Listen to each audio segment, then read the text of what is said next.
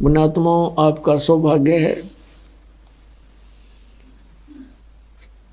प्रथम सौभाग्य आपका है कि आप जी को मानव शरीर प्राप्त है। उससे भी अच्छी किस्मत आपकी है, लक है आपका, गुड लक है कि आप जी को वो धन प्राप्त हो गया जिसको खोजते खोजते ऋषियों ने अपने जीवन समाप्त कर दिए। काल ने हाथ नहीं लगने दिया इनके।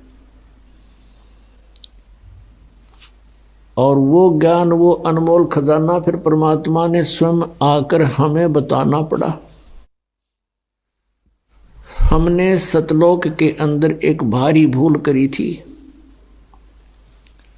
उस भूल का आज हमें ये जो कष्ट है ये बहुत ही थोड़ा है। पुण्यात्माओं, जिस समय आप जी परमात्मा के तत्व ज्ञान से परिचित हो जाओगे, सभी बहन भाई, बुजुर्ग, बच्चे, नौजवान बच्चे, उस समय आपका कलेजा मुंह को आया करेगा कि हम इतने नीच, हमें ये सजा थोड़ी है जो आज हमें दी जा रही है कुत्ते गधे सूअर बना के, और इस मनुष्य जीवन में हम कितने कष्ट उठा रहे हैं। ये संकट हमने कब मोल लिए थे, ये कब परचेज करे थे। ये दुख हम सतलोक में रहा करते थे। अब थोड़ा सा हिंट आपको सृष्टि रचना का देगा दास। पुण्यात्माओं, हम सभी सतलोक में रहा करते थे। अब परमात्मा, सबसे पहले परमेश्वर कबीर देव जी अकय लोक में रहते थे, अनामी पुरुष रूप में। वहां इनके एक रोमकूप की शोभा असंख्य सूर्य और असंख्य चंद्रमा मिला दे तो भी अधिक है। उसी परमात्मा ने एक से अनेक होने का निश्चय किया। उस परमात्मा ने नीचे के 3 लोक और अपने वचन से रचे। अकय लोक से नीचे अगम लोक, अगम लोक से नीचे अलख लोक, अलख लोक से नीचे फिर सत्यलोक। और इन अन्य तीनों लोकों में भी परमात्मा ने अपने अन्य रूप धारण किए। अगम लोक में अगम पुरुष, अलख लोक में अलख पुरुष, और सतलोक के अंदर ये सत्य पुरुष नाम से वहां विराजमान हुए। अपने आत्माओं, सतलोक के अंदर आकर परमात्मा ने फिर अन्य और रचनाएं की। सबसे पहले उन्होंने एक वचन से 16 द्वीप रचे और फिर अपने 16 वचनों से 16 पुत्रों की उत्पत्ति की। उनमें से कौन कौन है? सहजदास, जोगजीत, अचिंत, और ये इस प्रकार 16 हैं ये परमात्मा के वहाँ सतलोक में प्रथम प्रगट जो पुत्र हैं। इन 16 के 16 को अलग अलग द्वीपों में रहने का आदेश दे दिया। ये वहाँ रहने लगे। फिर अपने पुत्र अचिंत से कहा प्रभु ने, परमेश्वर ने, सत्य पुरुष कबीर देव ने, कि बेटा तू शेष रचना अब तू कर। अब परमात्मा उनको ये दिखाना चाहता था कि जिसका काम उसी को साजे और करे तो मूर्ख बाजे। अचिंत बड़ा तैयार होया कि जी ठीक है, प्रभुता की भूख बनी थोड़ी सी। तो उसी समय उसने अपने वचन शक्ति से एक पुरुष उत्पन्न किया, उसका नाम अक्षर पुरुष रखा। और अक्षर पुरुष से कहा अचिंत ने कि तू मेरा सहयोग दे सृष्टि रचना में। अक्षर पुरुष जाकर के वहां बने मानसरोवर में, एक अलग से मानसरोवर बना हुआ है, वो भी परमात्मा ने अपने वचन से रचा। उस मानसरोवर के अंदर जाकर के स्नान करने लगा, फिर उसके अंदर गोते लगाने लगा, उसमें निंद्रा आ गई, सो गया। काफी समय तक वो बाहर नहीं निकला। तब अचिंत ने परमात्मा से कहा प्रभु ऐसे ऐसे अक्षर पुरुष निंद्रा में सोया पड़ा है, वो बाहर नहीं आ रहा, आगे रचना मैं कैसे करूं? तब परमात्मा ने कहा, पुत्र तुम कर भी कुछ नहीं सकते और ना ही आगे से ट्राई करना। ये एक उनको ट्रेलर दिखाना था कि तुम्हारे बस का यूं काम है नहीं, कहीं बीच में टांग अड़ाने लग जाओ तुम। तब परमात्मा ने उस सरोवर से ही एक जल लिया अपने चुल्लू में और उसमें एक अपने मंत्र से वचन से एक अंडा बना दिया इतना बड़ा। उस अंडे को छोड़ दिया उस सरोवर में। वो गड़गड़ गड़गड़ करता हुआ जब नीचे को गया, अक्सर पुरुष की निंद्रा भंग होगी और उसने एकदम कोप हो गया, क्रोध हुआ कि मैं किसने जगा दिया। आप कोई गहरी नींद सो रहा हो और उसको कोई जगा दे तो उसको बहुत क्रोध आता है, थोड़ा गुस्सा सा आता है।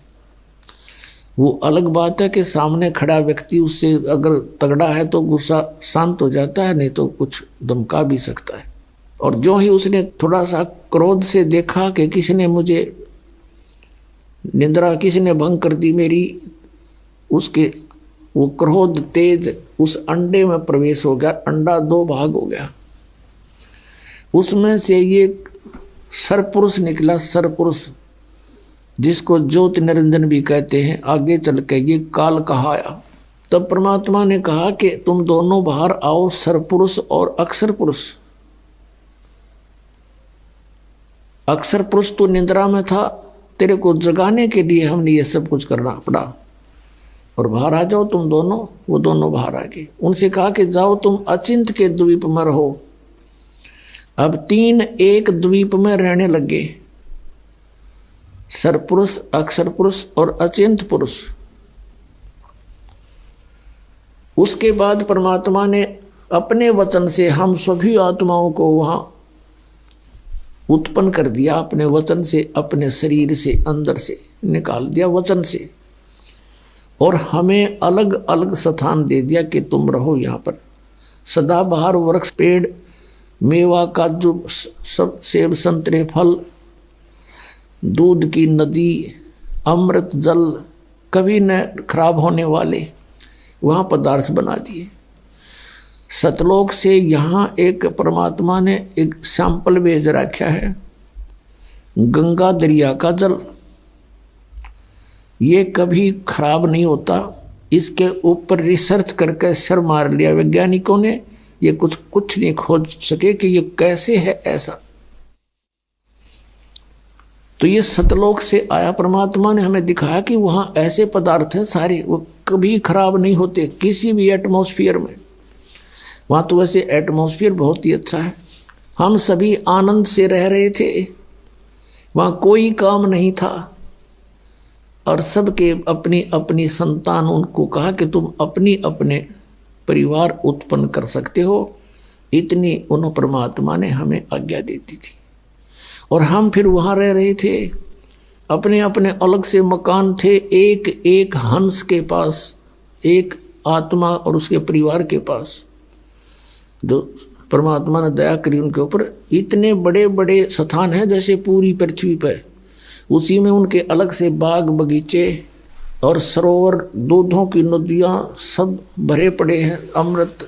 हम वहाँ रहा करते थे। युवा शरीर रहता सतलोक के अंदर, वहाँ जरा मरण नहीं है। जरा माने वृद्धावस्था और मरण माने मृत्यु, वहाँ जरा मरण नहीं है। जैसे गीता जी अध्याय नंबर 7 के श्लोक नंबर 29 में गीता ज्ञानदाता कहता है कि जो व्यक्ति जरा और मरण से छूटने का प्रयत्न करते हैं, जरा माने वृद्धावस्था, बुढ़ापा, और मरण माने मृत्यु, वो ते तत्ब्रह्म विदु, वे उस तत्ब्रह्म से परिचित होते हैं, जानते हैं। अखिलम अखिलम अध्यात्म, पूरे अध्यात्म मार्ग से और पूरे सब कर्मों से परिचित हो जाते हैं। वही केवल जरा और मरण से छूटने का प्रयत्न करते हैं।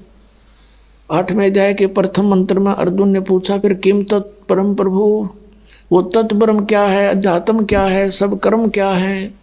8वें अध्याय के 3रे श्लोक में गीता ज्ञानदाता ने कहा गीता जी में कि वो परम अक्षर ब्रह्म है, वो गीता ज्ञानदाता से अन्य है। तो वो परम अक्षर ब्रह्म है, सत्य पुरुष कहो, परम अक्षर ब्रह्म कहो। गीता जी अध्याय नंबर 15 के श्लोक नंबर 1 से 4 में और 16 और 17 में ये कंसेप्ट क्लियर कर रखे हैं। कहा कि उल्टा लटका हुआ संसार रूपी वृक्ष है, और जो संत इसको जानता है वह तत्वदर्शी संत है, पूरे विभागों सहित जानता है। तो उसमें कंसेप्ट क्लियर कर रखा है कि जो उल्टा लटका हुआ संसार रूपी वृक्ष है उसके सब विभागों को जो बता देगा स वेदविद, वो तत्वदर्शी संत है, वेद के तात्पर्य को जानने वाला है। और उसके पश्चात परमेश्वर के उस परम पद की खोज करनी चाहिए जहाँ जाने के बाद साधक फिर लौट कर कभी संसार में नहीं आते। गीता जी अध्याय नंबर 15 के श्लोक 16 और 17 में कहा कि सरपुरुष और अक्षर पुरुष ये दो प्रभु हैं, ये दोनों ही नाशवान हैं। इनके अंतर्गत जितने भी प्राणी हैं वो भी नाशवान हैं, उनकी भी जन्म मृत्यु होती है। और ये सरपुरुष भी और अक्षर पुरुष भी नाशवान है, लेकिन जीव आत्मा किसी की नहीं मरती। 17वें श्लोक में 15वें अध्याय के गीता जी में कहा है कि उत्तम पुरुष है तो अन्य, ये परम अक्षर ब्रह्म की तरफ संकेत है, सत्पुरुष की तरफ संकेत है। उत्तम पुरुष तो और ही है इन दोनों से, सरपुरुष और अक्षर पुरुष से। वही तीनों लोकों में प्रवेश करके सबका धारण पोषण करता है, और वही वास्तव में परमात्मा कहता है, और वही वास्तव में अविनाशी है। तो यहाँ सरपुरुष और अक्षर पुरुष ये ऐसे परमात्मा ने हमें बताया, ये ऐसे इनकी उत्पत्ति हुई।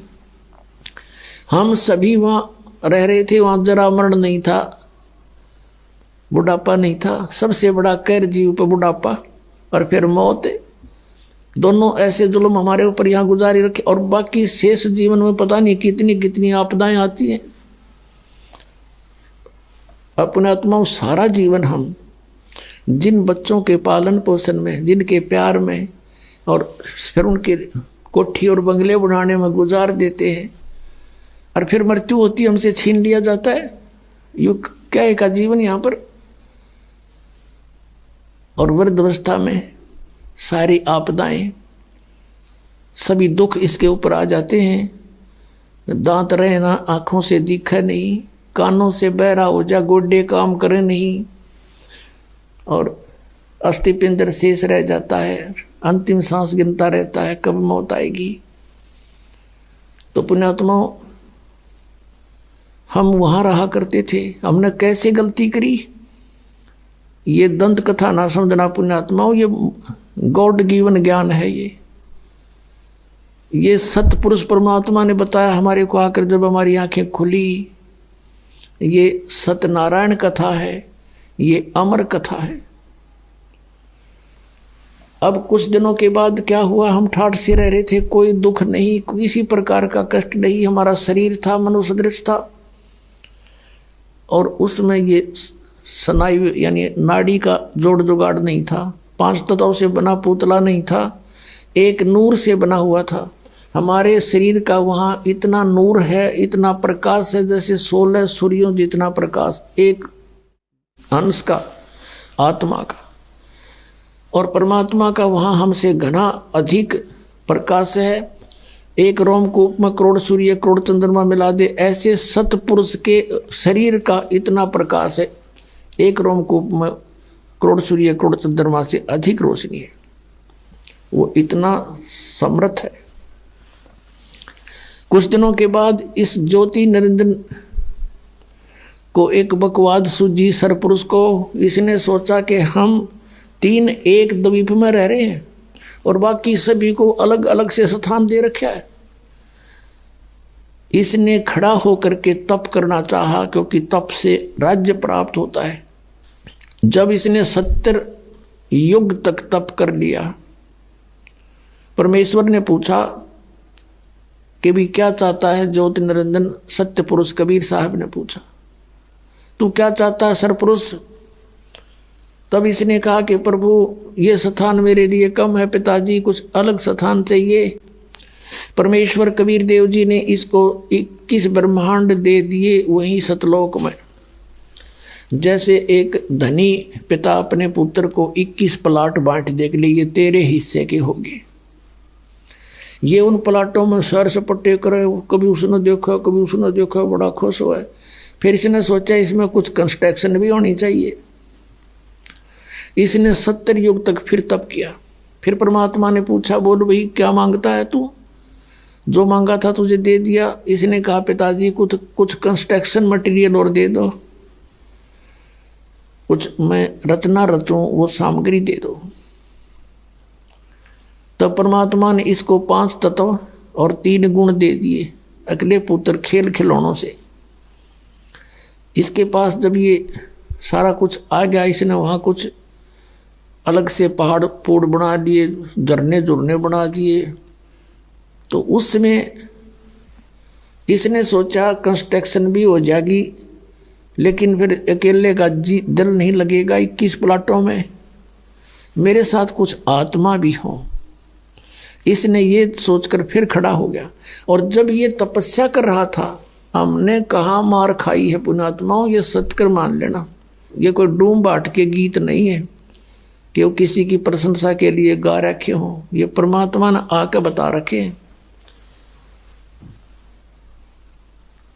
जब ये तपस्या कर रहा था, हम जितनी आत्मा इसके 21 ब्रह्मांड में यहाँ कष्ट पा रहे हैं, ये सभी कीड़ी मकोड़ी, हाथी, जंगल के प्राणी, जल के प्राणी, वायु के प्राणी, या राजा से लेकर रंग देवता, ब्रह्मा विष्णु महेश दुर्गा, ये सभी हम इसकी उस अदा पर आसक्त हो गए। एक पैर पर खड़ा, ओए हो इतने दिन से, कभी उस पैर को रख ले उस पर खड़ा हो जाता है, और ऐसे करबद्ध खड़ा है एक टांग पर। हम इस पर आसक्त हो गए, अपने मालिक से, अपने पिता से मन हटा लिया और इस पर आसक्त हो गए। और इतने आसक्त हो गए कि परमात्मा ने बार बार कहा कि भी किसी की क्रिया की तरफ ध्यान नहीं देना चाहिए, तुम मस्त रहो बच्चों, मत देखो इसकी क्रिया को। लेकिन हम ऊपर से तो सावधान हो गए, और अंदर से वो कसक गई नहीं। अब वो तो अंतर्यामी थे। इसने तीसरी बार जब तप किया, 64 युग कर चुका ये, तब परमात्मा ने पूछा कि भी जो तूने मांगा था वो मैंने दे दिया, अब तू क्यों डरे ढो रहा है, अब क्या चाहता है?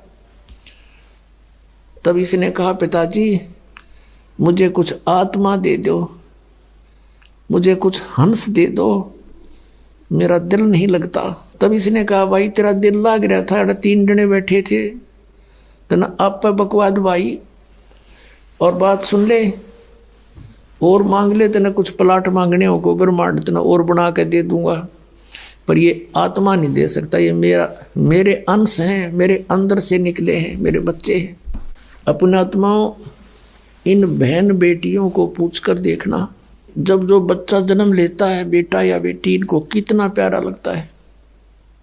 चाहे किसाई बांगा बोला हो, लूला लंगड़ा हो, काना हो, गूंगा हो, बहरा हो, सीने के लगाए रखते हैं, इतना प्रिय होता है इनको।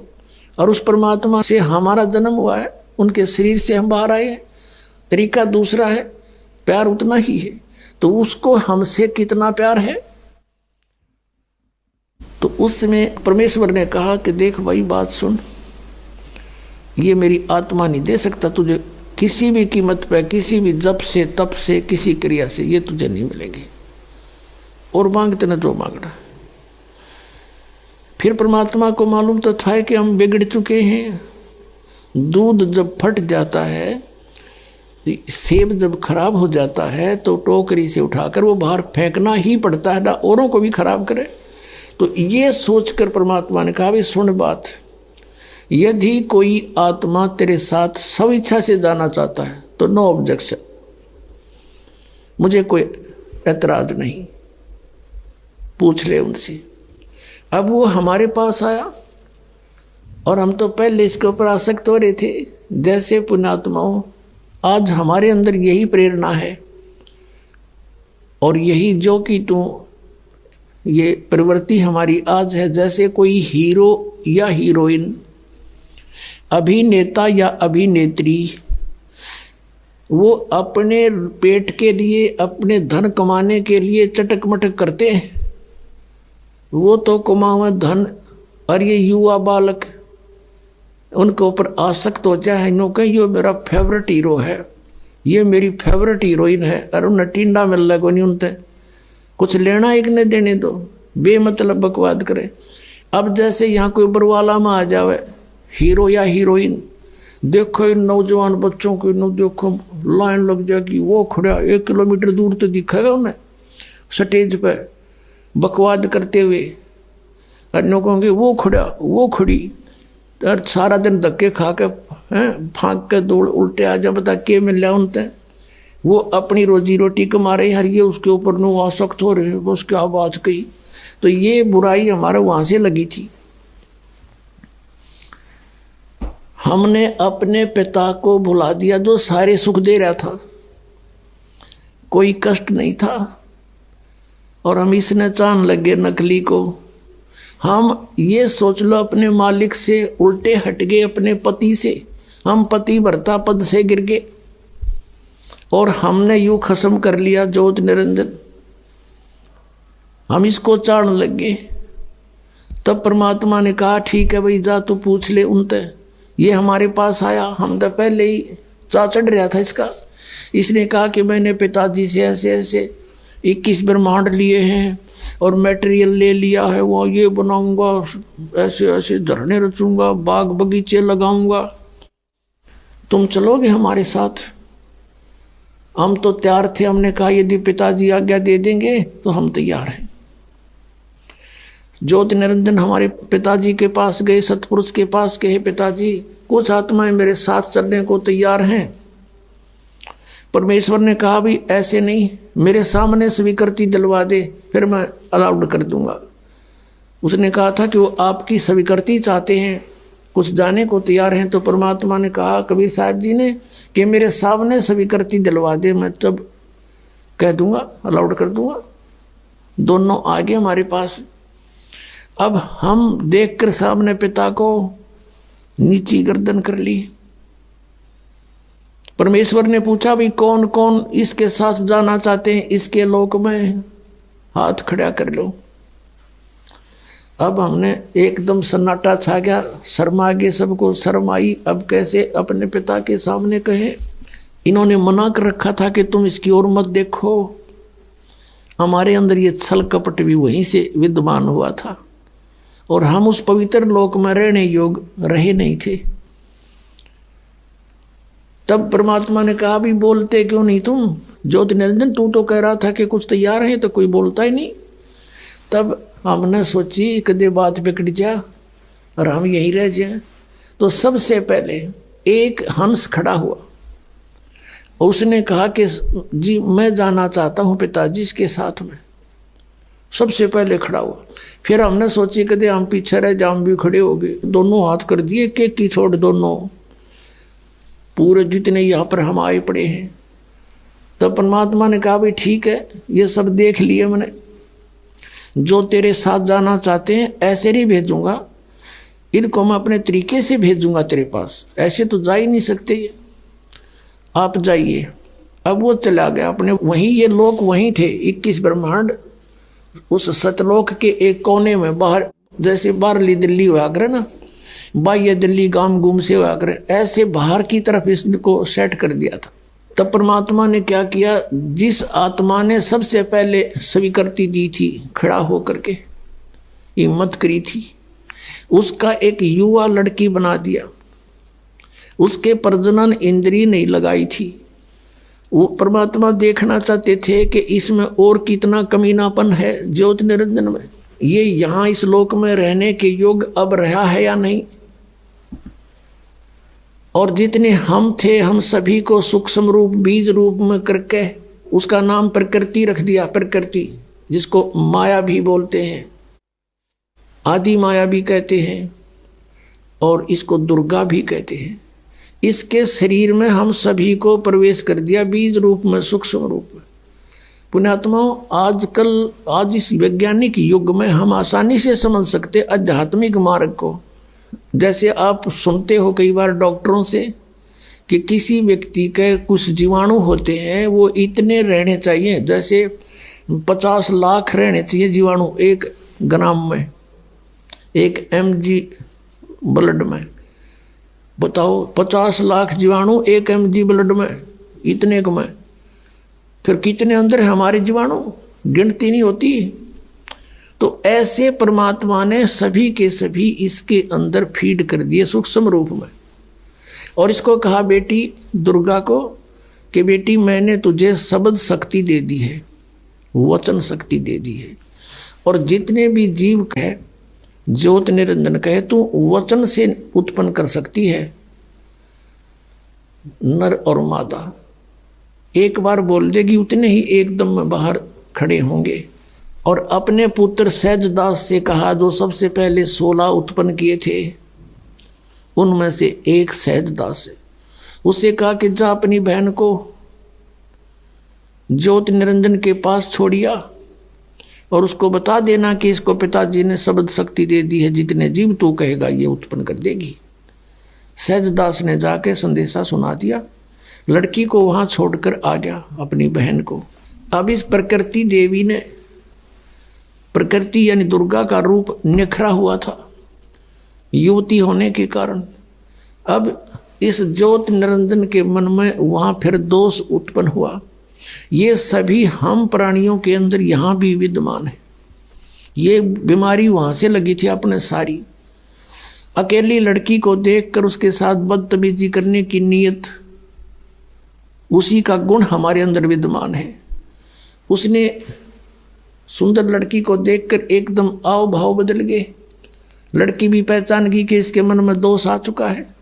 तब उस लड़की ने अपनी इज्जत रक्षा के लिए कहा कि ज्योति निरंजन, हे सरपुरुष, हे बड़े भाई, देख तू मेरा बड़ा भाई, मैं छोटी बहन तेरी उत्पत्ति पिता ने अपने वचन से की थी, अंडे से, और हमारी उत्पत्ति भी उन्होंने की है। तू हमारा बड़ा भाई, हम तेरे छोटी बहन। अब भाई बहन का ये काम अच्छा नहीं, महापाप होगा, तू जुल्म ना करे। तब उसने एक नहीं सुनी, बहुत आगे बढ़ गया। अब अदर तरीके से मुंह खोल लिया बकवाद करने के लिए, हवस में अंधा हो गया।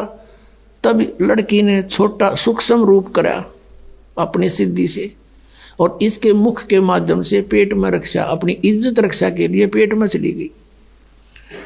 और वहां से परमात्मा से प्रार्थना की, हे परमेश्वर, हे पिताजी, ऐसे ऐसे मेरे साथ इसने जुल्म करना चाहा, और इस लड़की ने बता दिया था कि मेरे पास पिता की दी हुई जो शब्द शक्ति है, वचन शक्ति है, तो जितने जीव कहेगा मैं उत्पन्न कर दूंगी, पर नहीं माना था। तब लड़की ने कहा, पिताजी इसने मेरे साथ ऐसा जुल्म किया, मेरी रक्षा करो, मेरी रक्षा करो। परमेश्वर वहां पहुंच गए अपने पुत्र जोगजीत के रूप में। परमात्मा कहते सोचल छिद्र मैं करूं अपने धन के काज। और वहां आकर कहने लगा, अरे ज्योति निरंजन, तू सुन ले आदेश परम पिता का, तूने बहुत जुल्म किया यहाँ पर, अब तू इस लोक में रहने योग्य नहीं है। तूने इस पवित्र लोक में ऐसा जुल्म करने की सोची, लड़की को उसके पेट से निकाल दिया, पेट पाड़ के इसका, और फिर सी दिया उल्टाई। शब्द में बहुत बड़ी शक्ति होती है पुण्यात्माओं। अब तो हम आध्यात्मिक मार्ग में कति -0 हो गए, हमारा अविश्वास हो जाता है इन बातों पर। लड़की बाहर निकाल दी और उसको कह दिया कि ज्योति निरंजन, अब सुन ले आदेश परम पिता का। वो खुद ही बोल रहे थे, परम पिता खड़े ही थे। आज के बाद तेरा नाम काल होगा, 1 लाख मानुष शरीरधारी प्राणियों का नित आहार करेगा और 1.25 लाख की उत्पत्ति किया करेगा। और तू निकल जा यहाँ से, इस लोक में रहने योग्य नहीं है, ले जा तेरे 21 ब्रह्मांड को, यहाँ से चला जा बहुत दूर और निकल जा। दुर्गा तू भी, तुमने इसके साथ रहने का प्रॉमिस किया था, और खाओ धक्के तुम। अब देगा तो नहीं, टिंडे ले जाओ जिसके ऊपर आसक्त हुए थे। इतना कहा था कि 21 ब्रह्मांड विमान की तरह चल पड़े वहां से। अब इसने अपनी गलती की कुछ एहसास हुआ, जोग जीत रूप में खड़े परमात्मा से कहा कि बड़े भाई मेरी माफी करवा दो, पिताजी से मेरी अर्ज कर दो कि मुझे क्षमा कर दे। जोगजीत ने कहा भाई मेरे को आदेश जितना था तेरे तो बता दिया, अब जाइए यहाँ से। इतना कहकर वो चल पड़ा। आगे आकर सहज दास का द्वीप है, जब इसके 21 ब्रह्मांड आ रहे थे, इसने वहां विमान को रोका थोड़ी देर और कहा सहज दास मेरी अर्ज कर दे पिता परमात्मा थे, मेरी क्षमा याचना कर दो, प्रार्थना कर दो। सहज दास कहने लगा भाई डट जाते, रुक जा थोड़ी सी देर। सहज दास वहां से गया भगवान, क्योंकि वहां बहुत लंबा चौड़ा क्षेत्र है और वहां उनके मन अपने अपने विमान अपना शरीर आसानी से कहीं कितनी स्पीड से उड़ा के जा सकता है। पहुंच गए सतलोक के आखिरी छोर में, जहां परमात्मा विराजमान है ध्रुवलोक के तीसरे पृष्ठ पर यानी अंतिम छोर पर, और कहा कि आपका एक दास एक अर्ध लेकर आया है। अकबोल पुत्र क्या बात है? परमात्मा बोले कि आपका एक नौकर वो ज्योत निरंजन आप वहां खड़ा है 21 ब्रह्मांड लिए, उसके लिए क्या आदेश है पिताजी? मैं ये आदेश ले आया हूं।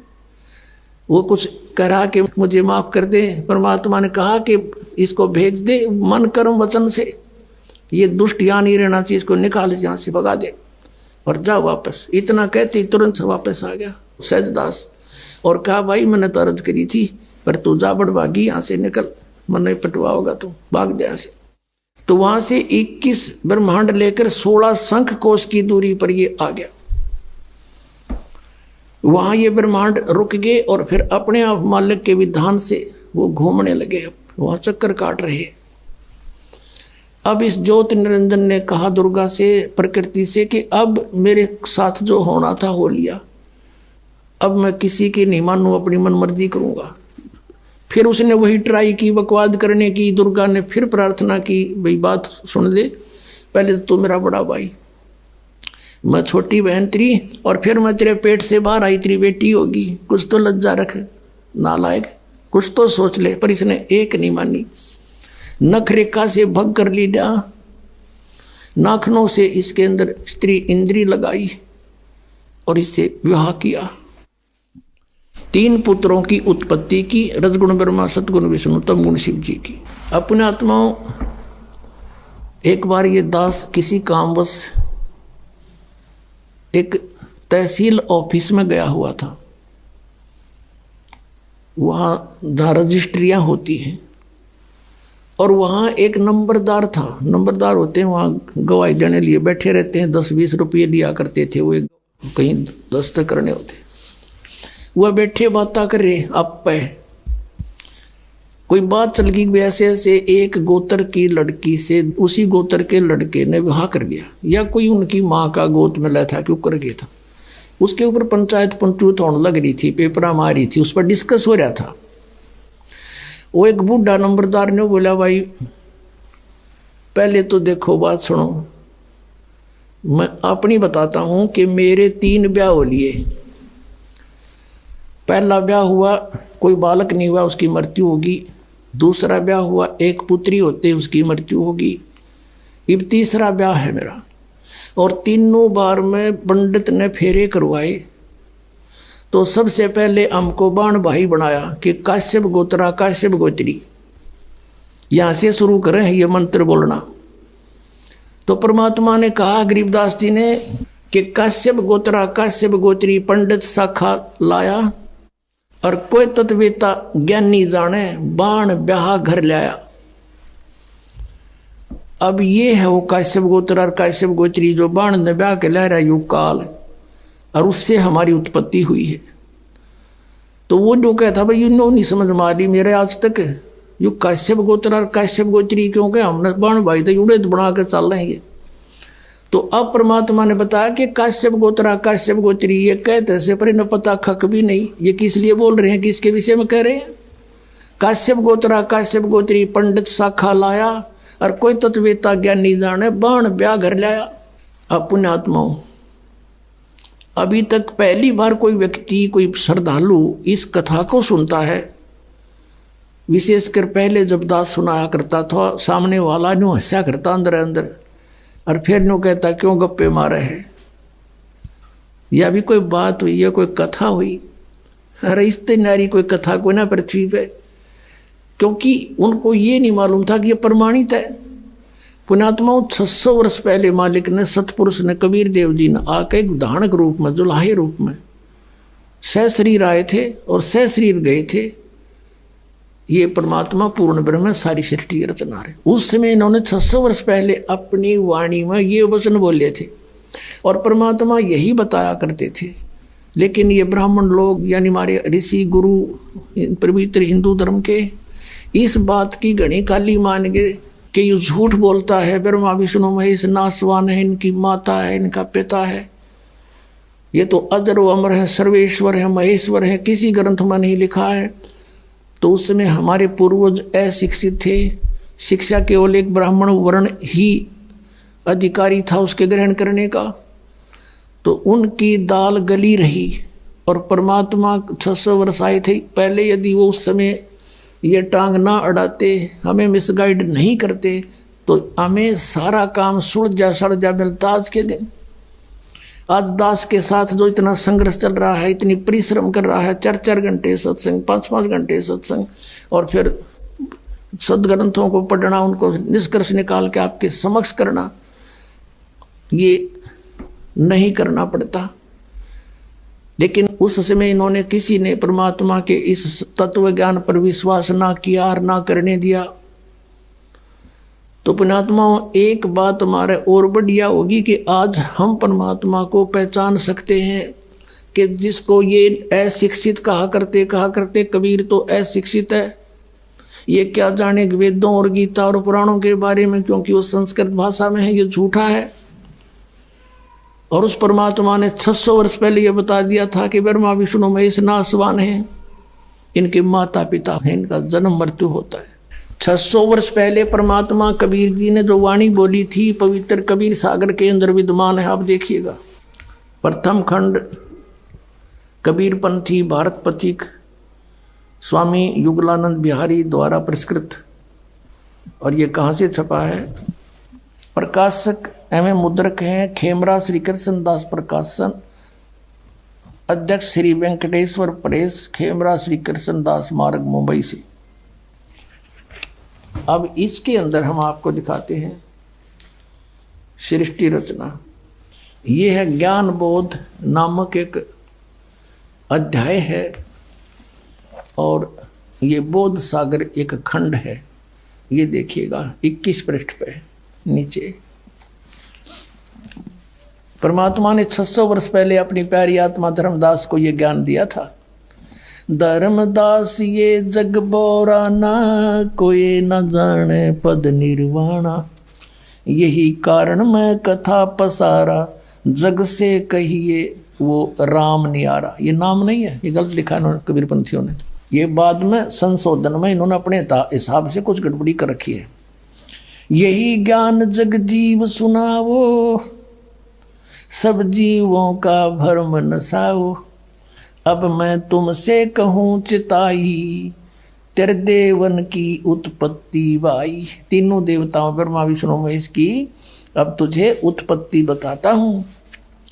कुछ संक्षेप कहूँ गहुराई, सब संशय तुम्हारे मिट जाई, भरम गए जग वेद पुराना, आदि राम का भेद न जाना। ये नाम गलत लिखा है, राम है, आगे चलकर क्लियर होगा। ये राम राम सब जगत बखाने, आदि राम कोई बिरला जाने। ये राम है शब्द है, गलत लिखा है कि सभी राम राम कहते हैं।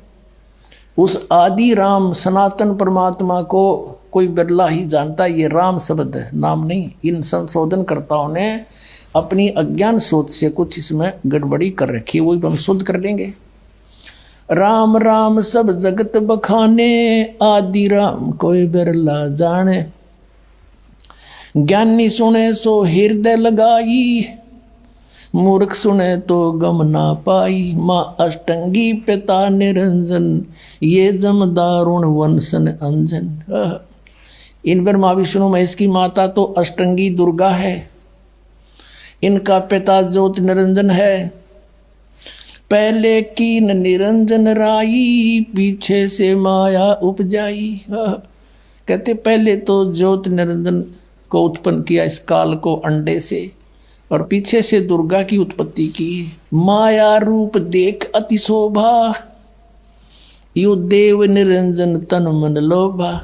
दुर्गा के सुंदर रूप को देखकर इसके मन में दोष आ गया। कामदेव धर्मराय सताए, देवी को तुरंत धर खाए। पेट से देवी करी पुकारी, हे साहेब मोए करो उबारी। पेट से दुर्गा ने पुकार करी। टेर सुनी सतगुरता आए, अष्टंगी को बंद छुड़वाए। परमात्मा कहते हैं कि टेर सुनी तहाँ हम आए, यहाँ इन्होंने अपने हिसाब से लिख दिया, सतगुरु तहाँ आए, अष्टंगी के बंध छुड़वाए, यानी उसके पेट से निकाले बंधन से। अब 22 पृष्ठ पर ज्ञान बोध। धर्मराय को हिकमत की ना, नख रेखा से भग कर लेना। नाखनों से स्त्री इंद्री लगा बना दी। धर्मराय करे भोग विलासा, माया को रही तब आशा। ये दुर्गा प्रेग्नेंट हुई। 3 पुत्र अष्टंगी जाए, ब्रह्मा विष्णु शिव नाम धराए। 3 देव विस्तार चलावे, इनमें यो जग धोखा खावे। पुरुष गम कैसे के पावे, काल निरंजन जग भरमावे। 3 लोक अपने सुत दीना, सुन निरंजन बासालीना। अलख निरंजन सुन ठिकाना, ब्रह्मा विष्णु शिव वेद न जाना। आज तक ब्रह्मा विष्णु महेश को नहीं पता हमारा पिता कौन है। 3 देव सो उसको ध्यावे, निरंजन का वो पार न पावे। ये तीनों देवता ब्रह्मा विष्णु महेश कहते आज तक उसी की खोज में लग रहे, न वो भी ना पा लिया। सतलोक तो बहुत दूर की बात है। अलख निरंजन बड़ा बटपारा, बटपारा मन ठग, धोखेबाज है ये। और 3 लोग जीव कीन आहारा, तीनों लोग के जीवों को खा रहा है। पाताल लोक, स्वर्ग लोक, पृथ्वी लोक। ब्रह्मा विष्णु शिव नहीं बचाए, सकल खाए पुन धूल उड़ाए। ब्रह्मा विष्णु महेश को भी खाता है, इनकी भी जन्म मृत्यु होती है। तिनके सुत हैं तीनों देवा, अंदर जीव करते हैं सेवा। कहते हैं इन दुर्गा और काल के 3 पुत्र हैं, और ये तत्व ज्ञानहीन प्राणी इन की पूजा करते हैं, काल की पूजा करते हैं। ये अकाल पुरुष का हो नहीं चीन्या, काल पाए सभी गए लीना। 3 देव और असुर अवतारा, ताको बजे सकल संसारा। 3 देवताओं को, और फिर जैसे राम के साथ रावण की भी गेले महिमा गाँव है, कहते हैं असुरों को भी गिरले बजे ये। और 3 गुणों का ये विस्तारा, धर्मदास मैं कहूँ पुकारा। तीनों गुण, रजगुण ब्रह्मा, सतगुण विष्णु, तम गुण शिव जी। गुण तीनों की भक्ति में ये भूल पड़ो संसार, कहे कबीर निज नाम बिन कैसे उतरो पार। 3 देव की करते भक्ति, उनकी कदे ना हो मुक्ति। अपने आत्माओं, परमात्मा ने 600 वर्ष पहले आकर यह अपने द्वारा रची हुई सृष्टि एज इट इज बता दी थी। और ये हमारे सदग्रंथों में भी, क्योंकि परमात्मा कबीर जी ने सतयुग में सबसे प्रथम आते हैं। सतयुग में उस सतयुग के अंदर आके ब्रह्मा को मिले, ब्रह्मा जी से भी ज्ञान सुनाया। ब्रह्मा जी ने बहुत अच्छी तरह ज्ञान को समझा, प्रथम मंत्र भी ग्रहण किया। उनको केवल एक मंत्र दिया, ओम मंत्र, क्योंकि वेद पढ़ा करता दूसरा सुने नहीं। और फिर ने सोचा था परमात्मा ने, ये थोड़ी बहुत मेरी बात को सुहावेंगे तो फिर सतनाम दूंगा इनको, और फिर ये ले चलूंगा सबको उल्टा। और फिर ये शिव जी के पास गए, शिव को परमात्मा ने मंत्र दिया, उसको ज्ञान सुना उन्होंने। फिर विष्णु जी के पास गए, वहाँ भी उन्होंने ज्ञान सुनाया, वो भी अच्छी आत्मा थी सभी, और सुना अच्छी तरह कि कोई महापुरुष है। फिर उसके बाद परमात्मा ने सोचा फिर कभी जाऊंगा, अगर इनकी रुचि होगी तो सही नाम दूंगा भी, तो उनको दूसरे मंत्र देकर आया परमात्मा।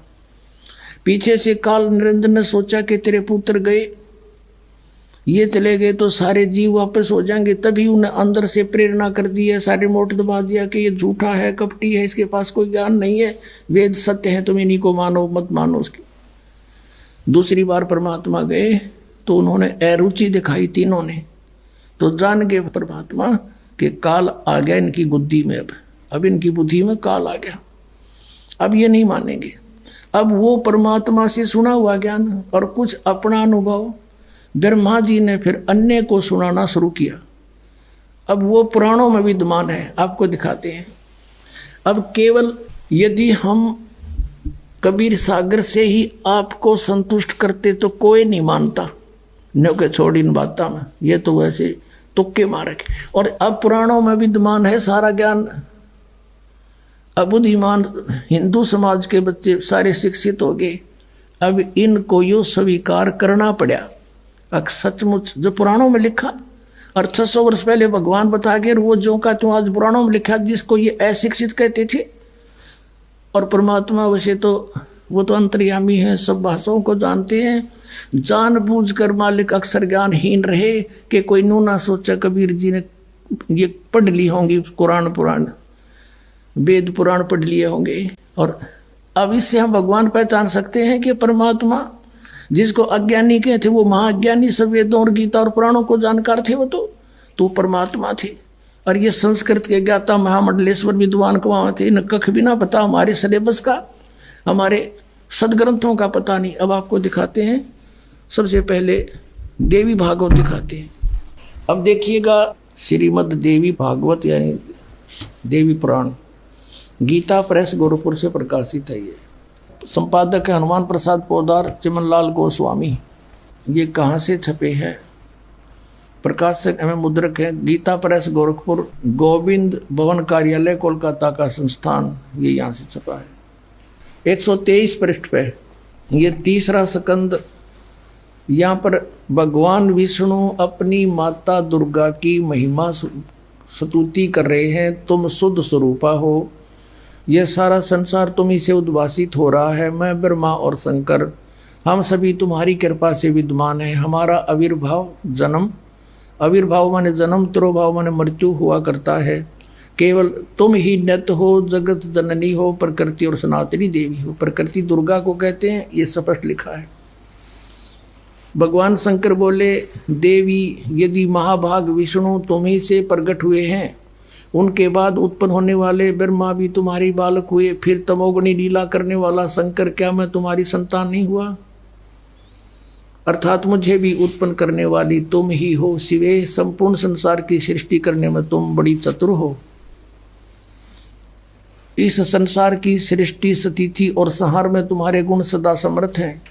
उन्हीं तीनों गुणों से उत्पन्न हम ब्रह्मा विष्णु एवं शंकर नियमानुसार कार्य में तत्पर रहते हैं। अब आप जी ने ये पवित्र श्री देवी भागवत देखा, श्रीमद् देवी भागवत यानी देवी पुराण में 5 कंसेप्ट क्लियर हो गए। ब्रह्मा विष्णु महेश की जन्म मृत्यु होती है, ये अविनाशी नहीं है। इनकी माता दुर्गा है, दुर्गा को प्रकृति भी कहते हैं। 3 तो ये हो गए। चौथा ये है कि रजगुण ब्रह्मा, सतगुण विष्णु, तमगुण शिव जी हैं। और 5वां ये हो गया कि ये ब्रह्मा विष्णु महेश केवल वर्क डन ही दे सकते हैं, ये किसी का संकट निवारण नहीं कर सकते। जैसा जिसका कर्म है वैसा ही देंगे, पुण्य भी पाप भी। केवल परम अक्षर ब्रह्म सतपुरुष कबीर साहब वो परमात्मा है जो हमारे भाग्य के लेखों को बदल सकते, बुरों को। अब देखो, यदि कबीर सागर को अकेले को पढ़ा कर आपको सुनाता तो कोई विश्वास नहीं लाता। अब आपके समक्ष जो 600 वर्ष पहले भगवान बोल कर गए थे वो वचन आज सदग्रंथों ने उनको सेकंड किया, समर्थन दिया। तो इससे पुण्यात्माओं बहुत आसान हो गया आपको भगवान को पहचानना, जिसको ये अशिक्षित अज्ञानी कहा करते थे। और इस संस्कृत भाषा के जानने वालों को हमारे पूर्वज बड़े विद्वान महापुरुष महर्षि बड़े पहुंचे हुए मानते थे। न कख नहीं पता था, सदग्रंथों को भी नहीं परिचित थे। ये आज तक हमें नहीं बता सके ऋषि महर्षि ब्रह्मा विष्णु महेश नाशवान है या अविनाशी है। इनके माता पिता भी हैं और सदग्रंथों में लिखे, इनकी जीवनी में लिखे, तो ये कख नहीं जाने थे, लोक वेद सुनाया करते थे। अब दिखाता हूं आपको। अब देखिएगा, श्री शिव पुराण में गीता प्रेस गोरखपुर से प्रकाशित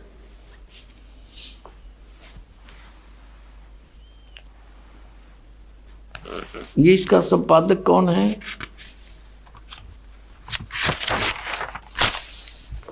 हनुमान प्रसाद पोदार, ये है इसका संपादक। और ये कहाँ से छपा है? प्रकाशक एवं मुद्रक हैं गीता प्रेस गोरखपुर, गोविंद भवन कार्यालय कोलकाता का संस्थान। ये इनके फैक्स और फोन नंबर हैं। अब इसके 98वें पृष्ठ से हम आपको सुनाएंगे, थोड़े से ही लेख में कंसेप्ट क्लियर हो जाएगा। ये रुद्र संहिता और ये 5वां अध्याय यहाँ अंत होता है। इसके लास्ट से लेंगे, इससे लिंक बन जाता है। अपने पुत्र नारद की यह बात सुनकर लोक पिता ब्रह्मा वहां इस प्रकार बोले। ब्रह्मा जी ने कहा, ब्रह्मन, ये 6वां अध्याय है रुद्र संहिता का शिव पुराण में, तुम सदा समस्त जगत के उपकार में ही लगे रहते हो। तुमने लोगों के हित की कामना से बहुत उत्तम बात पूछी है। जिस समय समस्त चराचर जगत नष्ट हो गया था, सर्वत्र केवल अंधकार ही अंधकार था, उस समय तत्सद्ब्रह्म इस श्रुति में जो सत्य सुना जाता है एकमात्र वही शेष था। अब 100 पृष्ठ पर आ गया, 99 पर 98 पर पढ़ दिया संक्षिप्त शिव पुराण। जिस परब्रह्म के विषय में ज्ञान और अज्ञान से पूर्ण उक्तियों द्वारा इस प्रकार विकल्प किए जाते हैं, उसने कुछ काल के बाद द्वितीय की इच्छा प्रकट की। उसके भीतर एक से अनेक होने का संकल्प उदित हुआ। तब उस निराकार परमात्मा ने, ये निराकार मानते हैं ब्रह्म को, ये ब्रह्म से शुरू होते हैं इनकी कहानी, अपनी लीला शक्ति से अपने लिए मूर्ति आकार की कल्पना की। जो मूर्ति रहित परम ब्रह्म है उसकी मूर्ति भगवान सदाशिव है। अर्वाचीन और प्राचीन विद्वान उन्हीं को ईश्वर कहते हैं। उस समय एकाकी रहकर सब इच्छा अनुसार विहार करने वाले उस सदाशिव ने अपने विग्रह से, विग्रह माने शरीर से, स्वयं ही एक स्वरूप भूता शक्ति की सृष्टि की। अब देख, काल ने बका दिए, क्योंकि उसने एक अपने शरीर से आप एक लड़की निकाली जो उनके अपने शरीर अंग से कभी अलग होने वाली नहीं थी। उस पराशक्ति को प्रधान प्रकृति, दुर्गा को प्रकृति भी कहते हैं। ये देखो शिव पुराण भी स्पष्ट करा, प्रधान भी उसी को कहते हैं। गुणवती माया, बुद्धि तत्व की जननी तथा विकार रहित बताया है। वह शक्ति अंबिका कही गई है।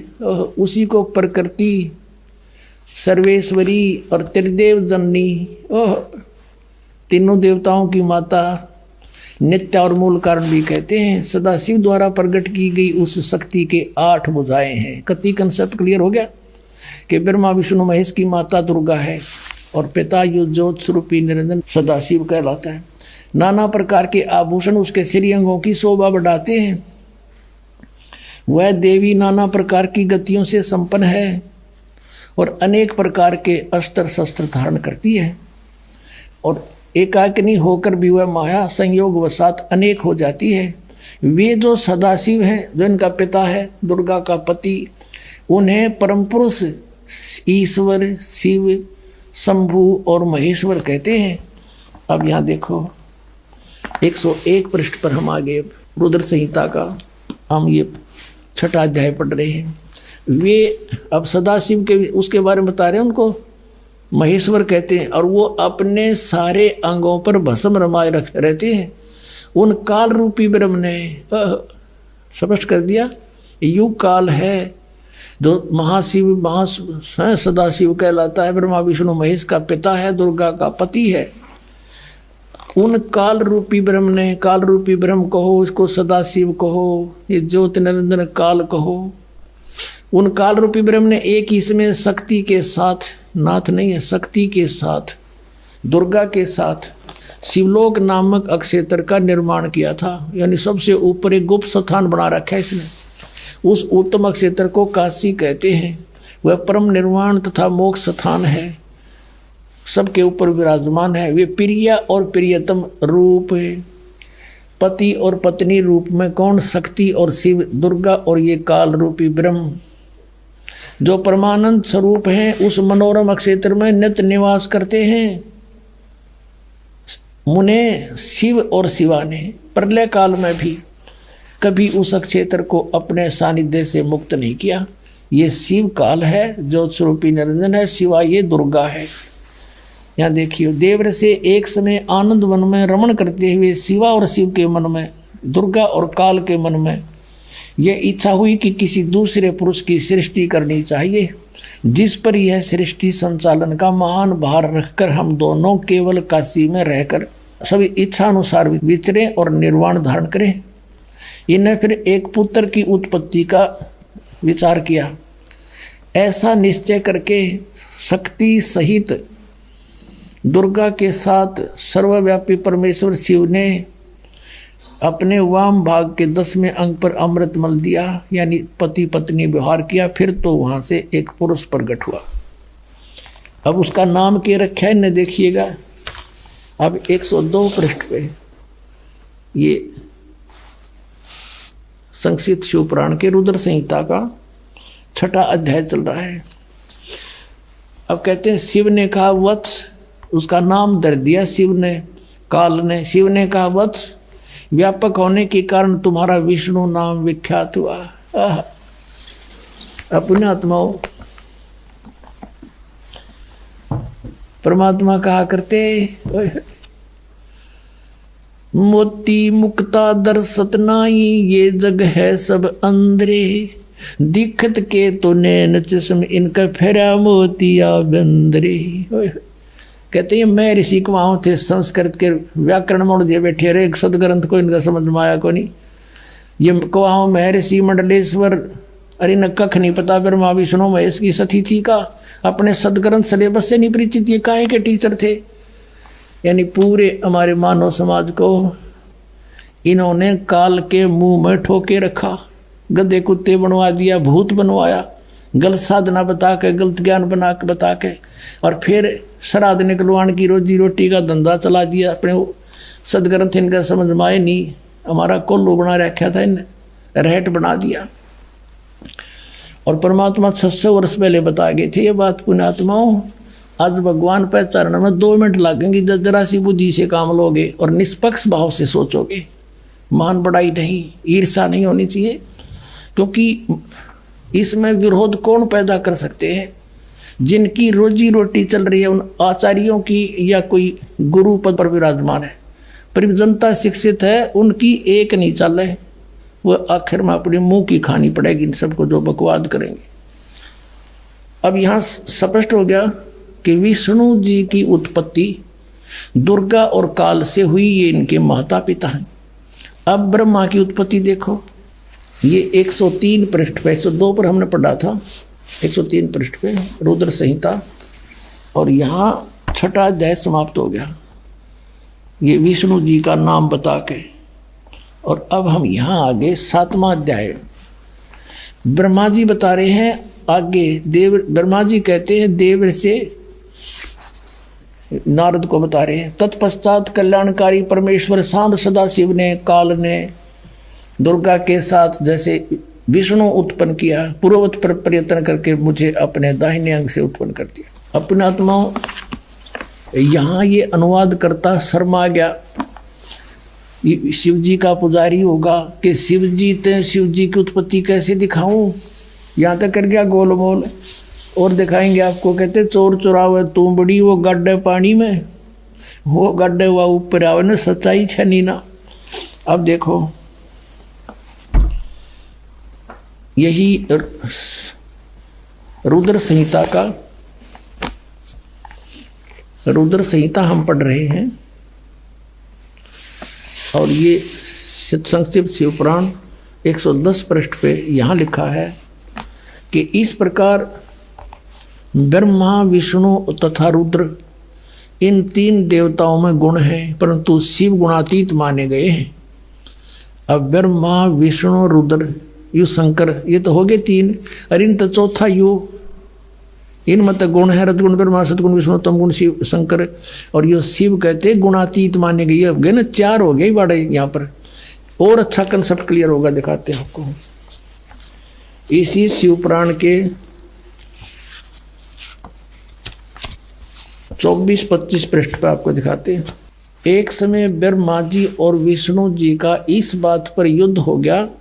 ब्रह्मा जी को भ्रम था कि मैं सृष्टि उत्पत्ति करता हूँ। विष्णु जी को भ्रम था कि मेरे नाभि कमल से ब्रह्मा की उत्पत्ति हुई है, जो मेरा पुत्र है। इससे बात पर कहा सुनी युद्ध हो गया कि मैं तू मेरा बेटा, उन्होंने कहा मैं तेरा बेटा। उसके उस समय इस काल भगवान इनके पिता ने इनके बीच में एक शिवलिंग खड़ा कर दिया, तेजों में स्वतंभ। तो ये युद्ध छोड़ के उसके ओर छोड़ जाने लगे। फिर इनको वो खुद आ गया, शिव रूप में प्रकट हो गया। इसने प्रतिज्ञा कर रखी है कि मैं अपने वास्तविक रूप में कभी किसी को दर्शन नहीं दूंगा। किसी को अपने पुत्र शिव के रूप में, किसी को ब्रह्मा के रूप में, किसी को विष्णु के रूप में दर्शन दे जाता है। और वो साधक ये सोचते हैं कि ये हमारे साथ रहते हैं, ये देवता यही सर्वशक्तिमान है, साधना करते यही प्रकट होते हैं। और होता था उनकी साधना से वो काल, और वो प्रकट, वो अपना वास्तविकता बताता नहीं। 7वें अध्याय के गीता जी के 24 और 25 में कहा है कि मैं अपनी योग माया से छुपा रहता हूँ। ये मेरा अटल घटिया अनुत्तम विधान है, मैं कभी किसी के समक्ष नहीं आता। इसने प्रतिज्ञा कर रखी है, परमात्मा ने बता रखी है आपको। कबीर सागर में लिखा सारा कुछ, और वही इनमें प्रमाण है। अब उसमें यू आ गया इनके बीच में और कहा, और के ज्ञान दिया उनको। देखिए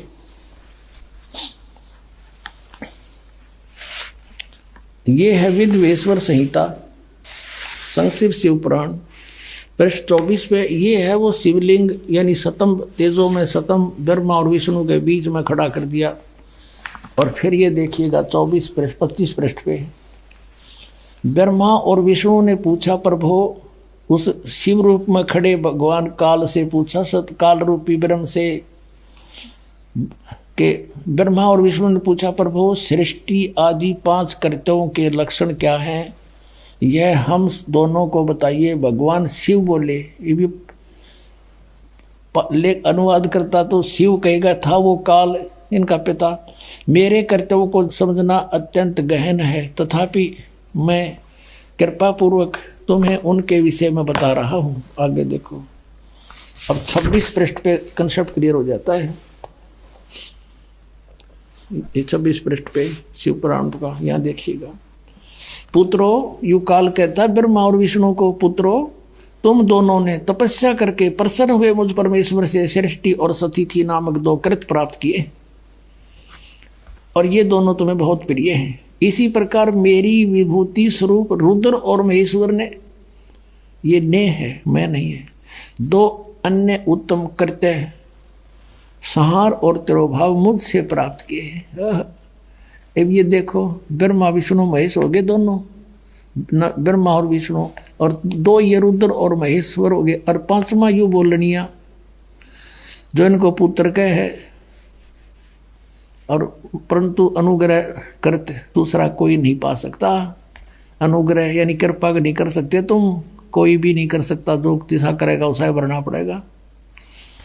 अब यहाँ फिर क्लियर हो जाता है कि ये काल है, ब्रह्म है, जिसने गीता बोली थी। इसी शिवपुराण के 26 पृष्ठ पे रुद्र संहिता के, यहाँ देखना पुण्यात्माओं कमाल कर रखा है।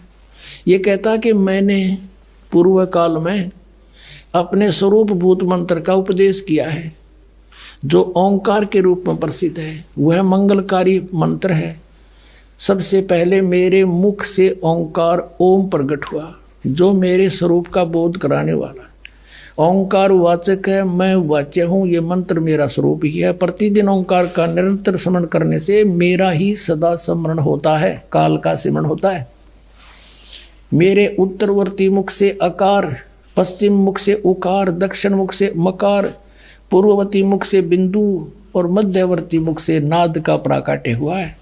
इस प्रकार 5 अवयवों से, 5 इन अंगों से युक्त ओंकार का विस्तार हुआ है। इन सभी अवयवों से एकीभूत होकर प्रणव ओम नामक एक अक्षर हो गया।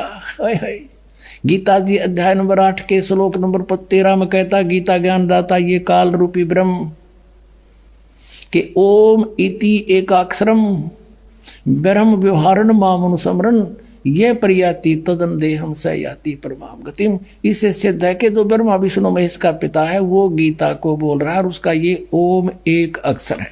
अपने आत्माओं, परमात्मा ने 600 वर्ष पहले बताया था, धर्मदास ये जग बोरा ना कोई न जाने पद निर्वाणा, यही कारण मैं कथा पसारा सबसे कहिए एक राम न्यारा। अब अपनी महिमा आप ही बता रहे हैं। अब मैं तुमसे कहूँ चिताई तेरे देव की उत्पत्ति भाई, कुछ संक्षेप कहूँ गहुराई सब सन से तुम्हारे मिट जाई। कहते हैं माँ अष्टंगी पिता निरंजन ये जमदारुण वंशन अंजन, पहले कीन निरंजन राई पीछे से माया उपजाई। माया रूप देख अति शोभा देव निरंजन तन मन लोभा, निरंजन कीने भोग विलासा माया को रही तब आशा। 3 पुत्र अष्टंगी जाए ब्रह्मा विष्णु शिव नाम धराए। अपने आत्माओं, इब तो परमात्मा सामने आकर खड़ा हो गया कि आई एम गॉड। कबीर साहब कहते हैं आई एम गॉड। और बालक तो बालक अंधे से अंधा इन वचनों को सुनकर समझ सकता है कि हु इज गॉड। सबसे पहले हमने ये निर्णय करना है हु इज गॉड। अब ये क्लियर हो गया कि कबीर इज गॉड, यानी परमात्मा बिना ये सारी सबकी उत्पत्ति कैसे बतावे, काल की भी उत्पत्ति। गीता जी अध्याय नंबर 10 के श्लोक नंबर 2 में गीता ज्ञान दाता कहता है कि मेरी उत्पत्ति को ये देवता नहीं जानते। क्यों नहीं जानते? क्योंकि इनका उत्पत्ति करता मैं हूं। अब पिता की डेट ऑफ बर्थ को संतान कैसे बता सकती है? और दादाजी बतावे, और वो दादाजी आए थे। अब कबीर परमात्मा ने इन अज्ञानी ऋषियों से एक ही प्रश्न किया था, कौन ब्रह्मा का पिता है, कौन विष्णु की माँ, शंकर का दादा कौन है, हमको जो बता। और यहाँ हंसी करा करते, मजाक करते थे, देख क्या बकवास कर रहा है, ये झूठा है, कपटी है, अज्ञानी है, इसको संस्कृत भाषा नहीं आती है, झूठ बोलता है, श्रोताओं इसकी बातों में मत आना।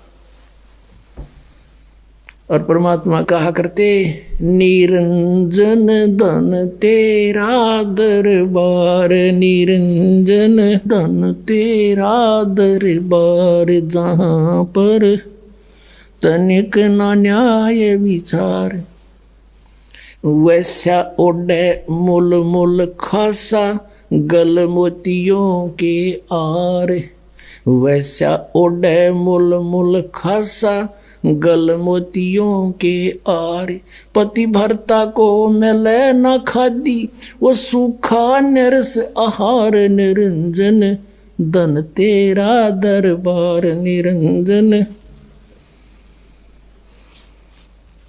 जहाँ पर तनिक न न्याय विचार, पाखंडी की पूजा जग में संत को कहें लबाड़े, पाखंडी की पूजा जग में संत को कहें लबाड़े, अज्ञानी को परम विवेकी, ज्ञानी को मूड गंवार, निरंजन धन तेरा दरबार, जहाँ पर तनिक न न्याय विचार। कहे कबीर सुनो भाई साधो, यहाँ सब उल्टा व्यवहार, कहे कबीर सुनो भाई साधो, यहाँ सब उल्टा व्यवहार, सच्चों को तो ये झूठा बतावें, इन झूठों का एतबार, निरंजन धन तेरा दरबार, निरंजन धन तेरा दरबार, जहाँ पर तनिक न न्याय विचार। कहे कबीर सुनो भाई साधो, यहाँ सब उल्टा व्यवहार, सच्चों को तो ये झूठा बतावें, इन झूठों का एतबार निरंजन, धन तेरा दरबार। परमात्मा जब वो बकवाद करने लगते ना, झूठा है, कपटी है, ये क्या जाने सदग्रंथों के बारे में, क्या जाने वेद और गीता और पुराणों के बारे में, क्योंकि ये अशिक्षित है। और वो मंडलेश्वर विद्वान थे, हैं, कचकोल कढ़ा के वो तो उस तरह फिरवा के 20 तिलक ला के गले में माला पैर के दिखा बड़ा महात्मा पड़ा है भाई। इस बाह्य आडंबर से संत और असंत की पहचान नहीं होती। संत की पहचान ज्ञान से होती है। अब क्या कहा करते परमात्मा, कंठी माला सुमरणी पैरे से क्या हो, ऊपर ढूंढा साध का तन अंदर रख्या खो। अंदर तो कख भी ज्ञान नहीं है, ऊपर महात्मा बना दिखा, लंबी चोटी रख कर बड़े बड़े माला पैर के तिलक 20 लगा के ने सोचा बड़ा पहुंचा हुआ है, और संस्कृत बोल रहा है। एक भाषा से विद्वान नहीं होता, अध्यात्म ज्ञान और तत्व ज्ञान से विद्वान होता है। अब आपको दिखाते हैं कि गीता ज्ञानदाता कहता है कि मेरी उत्पत्ति को, ये काल है जो निरंजन ब्रह्म श्री कृष्ण जी में बोल रहा है, ये देवता नहीं जानते क्योंकि मुझसे उत्पन्न हुए। देखिएगा श्रीमद् भगवत गीता, ये जय दयाल गोविंद का इसके अनुवादक हैं। अध्याय नंबर 10 का श्लोक नंबर 2 दिखाते हैं आपको, ये देखिएगा। अध्याय नंबर 10 और ये मंत्र नंबर 2, इसमें क्या कहा कि मेरी उत्पत्ति को, इससे सिद्ध है गीता ज्ञान दाता ब्रह्म काल की उत्पत्ति तो हुई है, जन्म तो हुआ है। न देवता लोग जानते हैं और न महर्षि जन जानते हैं, क्योंकि मैं सब प्रकार से देवताओं का और महर्षियों का आदि कारण हूं, यानी मुझ से ही इनकी उत्पत्ति हुई है। अपने आत्माओं परमात्मा ने 600 वर्ष पहले कहा था, गुण तीनों की भक्ति में ये भूल पड़ो संसारे, कहे कबीर निज नाम बिना कैसे उतरो पारे। 3 देव की जो करते भक्ति, उनकी कदे ना होवे मुक्ति। उस समय तो परमात्मा का इतना जबरदस्त विरोध करवा दिया था इन अज्ञानियों ने कि मारो मारो, यो ब्रह्मा विष्णु महेश को पूजा के योग नहीं बता रहा है। अपने आत्माओं आज हमारे सदग्रंथ वही गवाही दे रहे हैं।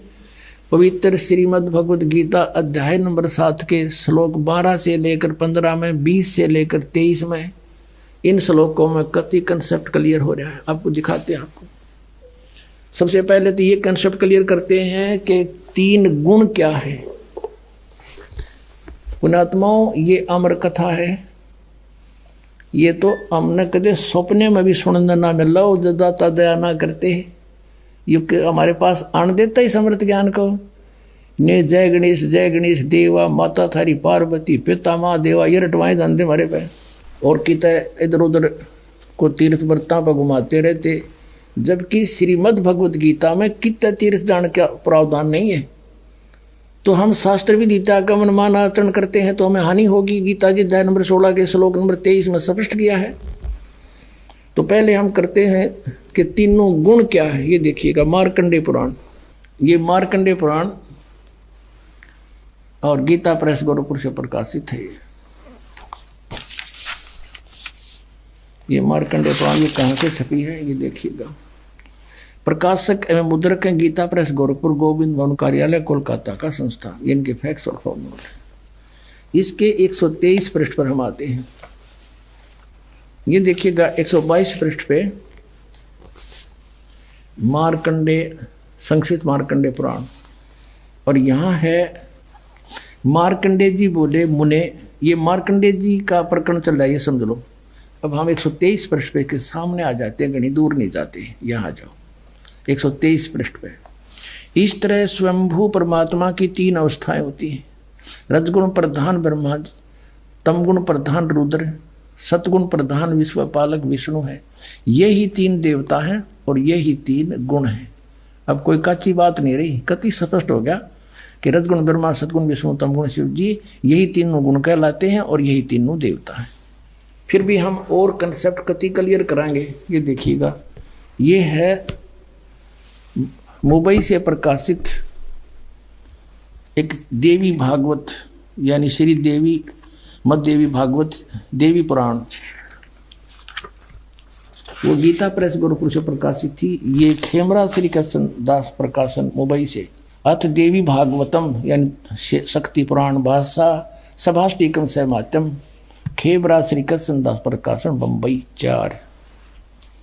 अब यहाँ हम इसके आते हैं तीसरे स्कंद में। ये है अथ श्रीमद देवी भागवते भाषा टीका युक्ते तृतीय स्कंद प्रारंभते। अब हम इसके 11 पृष्ठ पर आपको पढ़कर दिखाएंगे।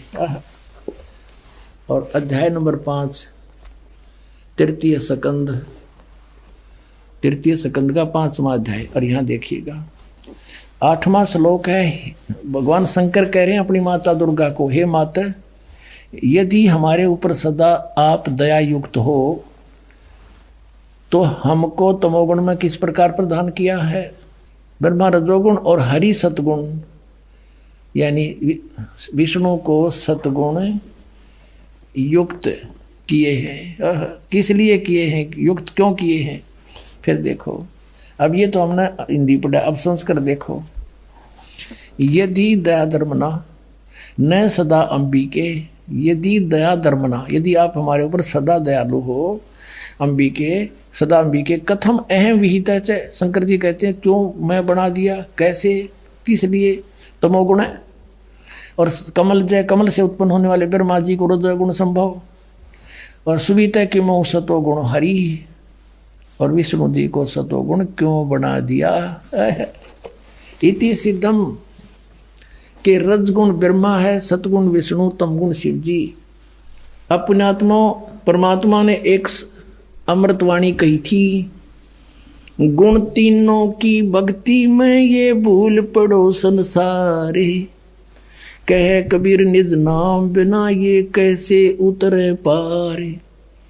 3 देव की जो करते भक्ति, उनकी कदे ना होए मुक्ति। इस बात का झगड़ा रहा करता, मालिक साची कहा करते, हमारे वो झूठे गुरु भगवान का विरोध किया करते और कराया करते, जिसका खामियाना आज तक हम भोगते रहे। हमारे पूर्वज भूत बढ़ गए।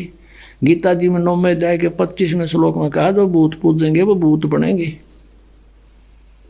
भूत पूजा कौन सी? श्राद्ध निकालना, 13वीं करना, वर्षोद्धि करना, 6 करना, फिर वहाँ गंगा में गति करवा के आना, पिंड भरवाना, ये सारी भूत पूजाएं थी।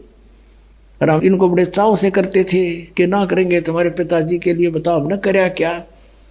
पिताजी को नाम दिवा दो, बेड़ा पार, जरूरत नहीं कुछ भी करने की, पार हो जाएंगे सारे के सारे। अब देखो, श्रीमद् भगवत गीता,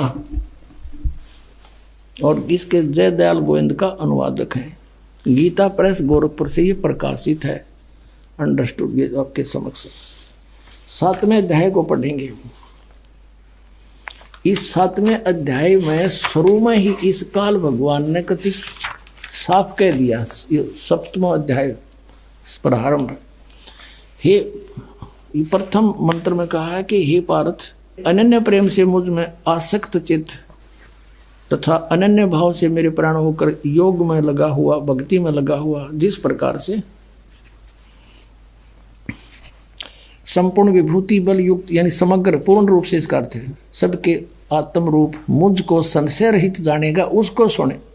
कि ईब मैं ऐसा ज्ञान बताऊंगा जो तू मुझे अच्छी तरह समझ जाएगा मैं कौन हूं। और फिर दूसरे मंत्र में कहा है 7वें अध्याय के दूसरे श्लोक में कि मैं तेरे लिए इस विज्ञान सहित तत्व ज्ञान को, इस ज्ञान को पूर्णतः कहूंगा, और जिसको जानकर संसार में फिर कुछ भी जानने योग्य शेष नहीं रह जाता। कमाल कर दिया कति। अब देखो, अब हम इसी के 12वें श्लोक से शुरू करेंगे, 7वें अध्याय के 12वें श्लोक से। अब यहाँ से यहाँ कहता ये गीता ज्ञानदाता और भी जो सतगुण से उत्पन्न होने वाले भाव हैं, सतगुण से सतिथि, रजगुण से उत्पत्ति, तमोगुण से संहार, तो सतगुण से होने वाले भाव हैं और जो रजोगुण तथा तमोगुण से होने वाले भाव हैं, उन सब को तो मुझसे ही होने वाले हैं ऐसा जान, परंतु वास्तव में उनमें ये मैं और वे मुझ में नहीं है। अब इसने स्पष्ट किया है, जैसे आपने श्री शिव पुराण में पढ़ा 9वें अध्याय के लास्ट में 110 पृष्ठ पर गीता प्रेस गोरखपुर से प्रकाशित में, कि इस प्रकार तीनों देवताओं में गुण है परंतु शिव गुणातीत माना गया। ये काल कह रहा है, गीता बोल रहा है वो, कि मैं उनमें नहीं हूं और ये तीनों देवताओं में गुण हैं। अब देखो 13वें में, गुणों के कार्य रूप सात्विक, राजस और तामस, इन 3 प्रकार के भावों से ये सारा संसार प्राणी समुदाय मोहित हो रहा है। इन तीनों गुणों से परे, यानी ब्रह्मा विष्णु महेश से अलग जो मैं हूँ, काल ब्रह्म मुझ अविनाशी को नहीं जानता। इन तीनों देवताओं तो ऊपर मुझे नहीं जानते, ये इन्हीं की पूजा करते रहते हैं।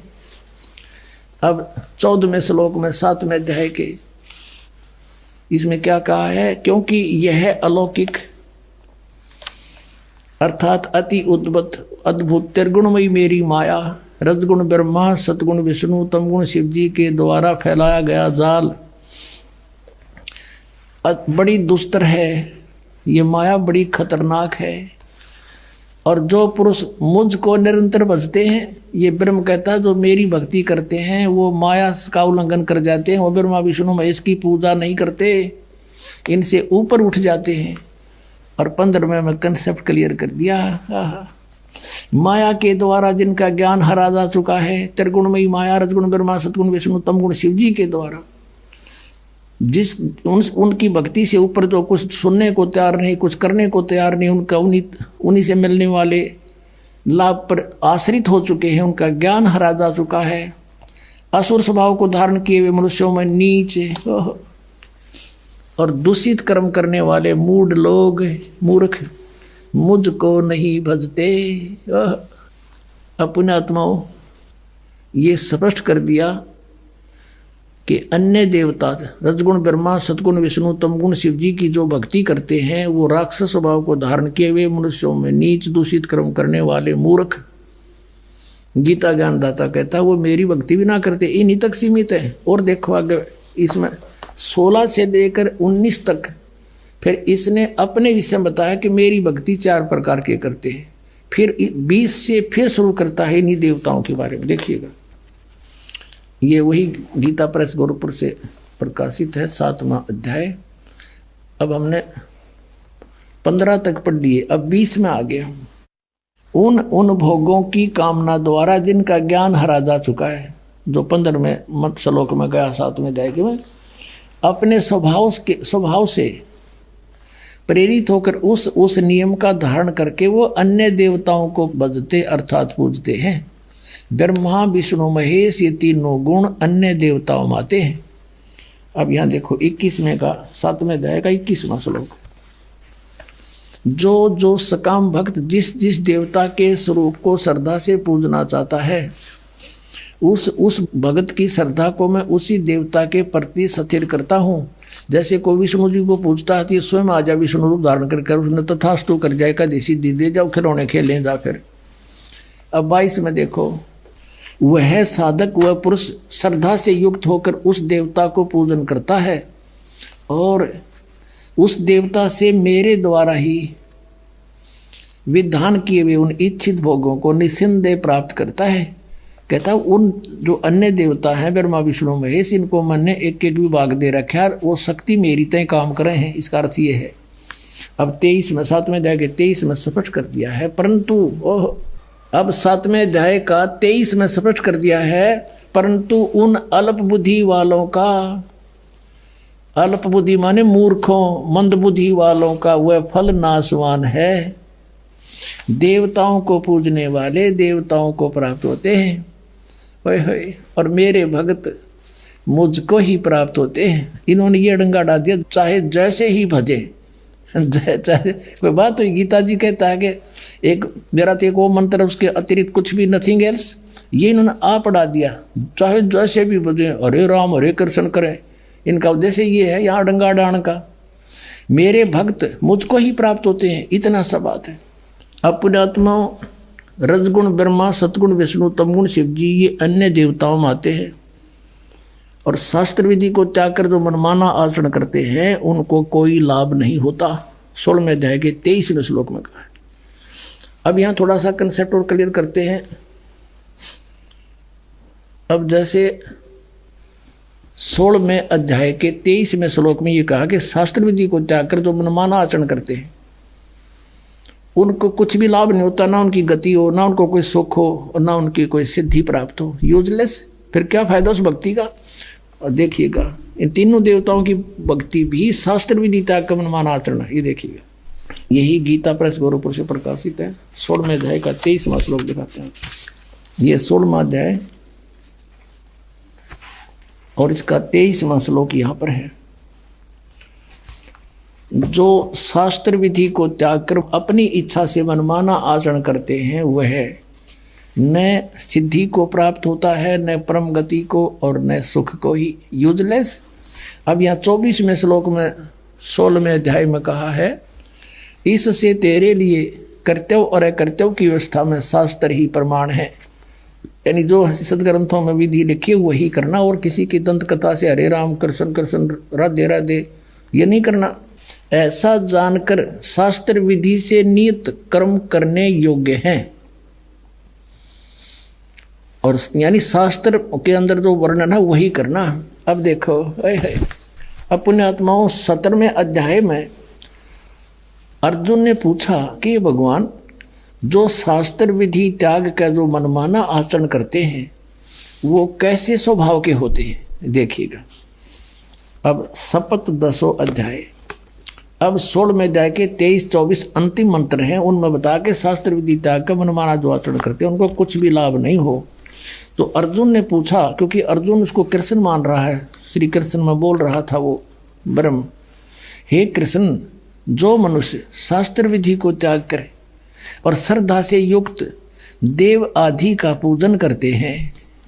अब जो शास्त्रीय विधि त्याग कभी कुछ जिसकी जो पूजा करते हैं उनकी स्थिति कौन सी है, सात्विक है अथवा राजसी या तामसी। अब यहाँ उत्तर देता है गीता ज्ञानदाता दूसरे श्लोक में 17वें अध्याय के में, मनुष्यों की वह शास्त्रीय संस्कारों से रहित केवल स्वभाव से उत्पन्न श्रद्धा, शास्त्रों से हटकर मनमानी जो श्रद्धा है वह सात्विक, राजसी और तामसी ये 3 प्रकार की होती है। उसको मुझसे सुन। अब ये दास आपको इसमें तो आपका समझ में आओ नहीं, क्योंकि ये तो पढ़ते आपने 5500 वर्ष हो गए, ये समझ में आओ तो फिर बात तक ये थी। अब दास बताओगा इसमें क्या है कि शास्त्र विधि त्याग का मनमाना आचरण तो कंडम बता दिया, यूजलेस। फिर भी पूछा कि वो करे हैं, वो होश है किसी स्वभाव के जो देवताओं की पूजा करते हैं ना, शास्त्र विधि त्याग कर डोहे तो वो डले हैं, लेकिन वो अच्छी आत्मा होती है जो देवताओं तक सीमित है और बकवाद नहीं करते। वो अन्य देवताओं की पूजा करते हैं, कोई विष्णु की, कोई शिव की, हैं इनकी ब्रह्मगते करते नहीं, या कोई और देवी देवी की, जैसे कोई तो कांगड़ाड़े की तो फलाने वाली की, कहते है तो यूजलेस, पर इनका स्वभाव है अच्छी आत्मा तो देवताओं की पूजा करते हैं। और जो दूसरे हैं वो जंतर मंत्र करने वाले, ये भूत प्रेत की दाढ़े ढूढ़े लानी है, ये तामसी वृत्ति के लोग होते हैं। ये बकवादी भैरव भूत ने पूजे हैं, दारू पीऊँ और मांस खाऊँ को वो भैरव बोलूँ हूँ, जो बोतल चढ़ा दो, पीऊँ बोतल खाओ, मांस निकल में और बर्बाद करें। कहने का भाव ये है कि हैं तो ये शास्त्र विधि त्याग का मनमाना आचरण यूजलेस, पर इनका स्वभाव अलग अलग होता है, क्योंकि इनको ज्ञान नहीं होता, तत्वदर्शी संत नहीं मिलता, तब तक ये रास्ता बदल नहीं सकते। फिर बताया कि जो देवताओं की पूजा करते हैं शास्त्र विधि त्याग के है तो यूजलेस, लेकिन वो सात्विक वृत्ति के होते, अच्छी आत्मा होती है। और जब उनको जो है ज्ञान हो जाएगा तब वो अपना रास्ता चेंज कर सकते हैं, और जो तामसी व्यक्ति के हैं वो नहीं जल्दी से समझते। अब यहाँ गीता जी अध्याय नंबर 7 के श्लोक नंबर 12 से 15 में क्या कहा है? तीनों गुणों के पुजारी, अन्य देवता में आते तीनों गुण, रजगुण ब्रह्मा, सतगुण विष्णु, तम गुण शिव जी। राक्षस स्वभाव को धारण किए मनुष्यों में नीच दूषित कर्म करने वाले गीता ज्ञानदाता कहता मुझे भी ना बजते ये। और फिर कहता मेरी भक्ति 4 प्रकार के करते हैं, आरथ, अर्थार्थी, जिज्ञासु और ज्ञानी। परमेश्वर कबीर जी ने कहा था गुण तीनों की भक्ति में ये भूल पड़ो संसारे, कहे कबीर निज नाम बिना कैसे उतरो पार। निज नाम ये सतनाम है 2 अक्षर का, और सार नाम वो अलग है, आदि नाम जिसे कहते हैं। 3 देव की जो करते भक्ति उनकी कदे ना होवे मुक्ति। और वही हमारी गीता जी कह रही है कि शास्त्र विधि को त्याग कर जो मनमाना आचरण करते हैं, यूजलेस, ना उनकी परम गति हो, ना उनको सिद्धि प्राप्ति हो, ना कोई सुख हो, फिर किस लिए डले ढो रहे हो? अब इनको राक्षस स्वभाव को धारण किया हुआ मनुष्यों में नीच कैसे कहा? मूर्खे। जैसे तमगुण शिव की भक्ति की थी रावण ने, कैसा जुल्म किया, एक पराई स्त्री को उठा लिया और फिर कैसा जुल्म करना चाहा, शराब पीवे, मांस खावे, राक्षस कहलाया। और फिर एक भस्मागिरी नाम का तपस्वी था, श्री शिव का पुजारी, तमोगुण शंकर का पुजारी, उसी के द्वार के सामने, गेट के सामने ऊपर ने सिर नीचे न पैर करके सिरासन पर 12 वर्ष तक खड़ा रहा। और भगवान, एक दिन पार्वती ने कहा कि हे भगवान आप तो महेश्वर हो, आप क्या नहीं कर सकते, आपका बच्चा क्या मांगता है, इसको दे दो वरदान जो मांगता है। इस बात से भगवान शिव ने कहा कि बोल भाई क्या मांगता है बता दे। उसने भस्मागिरी ने कहा कि ऐसे नहीं भगवान, वचनबद्ध हो जाओ। भगवान शिव ने सोचा कि मांगेगा, एक सिद्धि मांग लेगा, दे दूंगा। कहा ठीक है तथास्तु, वचनबद्ध हो गया, खड़ा हो गया तुरंत और कहने लगा आप अपना ये भस्म कड़ा दे दो। भगवान शिव ने एक भस्म कड़ा हाथ में पहन रखा था और उसमें ऐसी शक्ति थी कि किसी के सिर पे रख के यूं कर दे सिर की तरफ के भस्म कर देता था, उसको मार डालता था, जला देता था।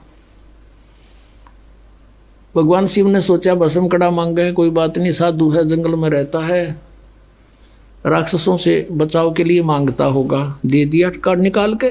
और ज्यों ही उसके हाथ में वो कड़ा आया, वो तमोगुण पुजारी उसी समय आंख बदल गया और कहने लगा शिव जी होले होशियार, अब यह तेरी स्यात से तुझे मारूंगा, पार्वती को पत्नी बनाऊंगा मैं, इसी उद्देश्य से ये भक्ति कर रहा था तेरी। देखो हम शिव जी ने अंतर्यामी कहा करते, अजरो अमर अविनाशी कहा करते थे, और इस डर से भगवान शिव भाग लिए।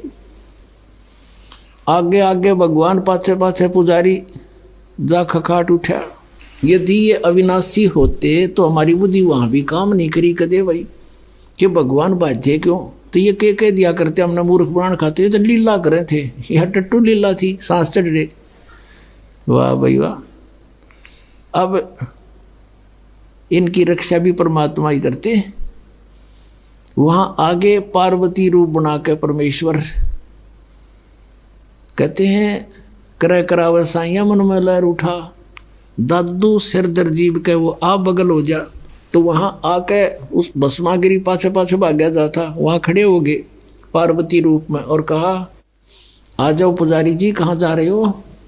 उसने देखा, कहा पार्वती आली, वो खड़ा हो गया और कहा पार्वती रूप में भगवान ने कि अब वो तेरे निकट थोड़ा ही आ सकता है, आपके पास तो कड़ा है ना। कहा बिल्कुल ठीक है, आओ यहाँ कुछ देर बातें करेंगे।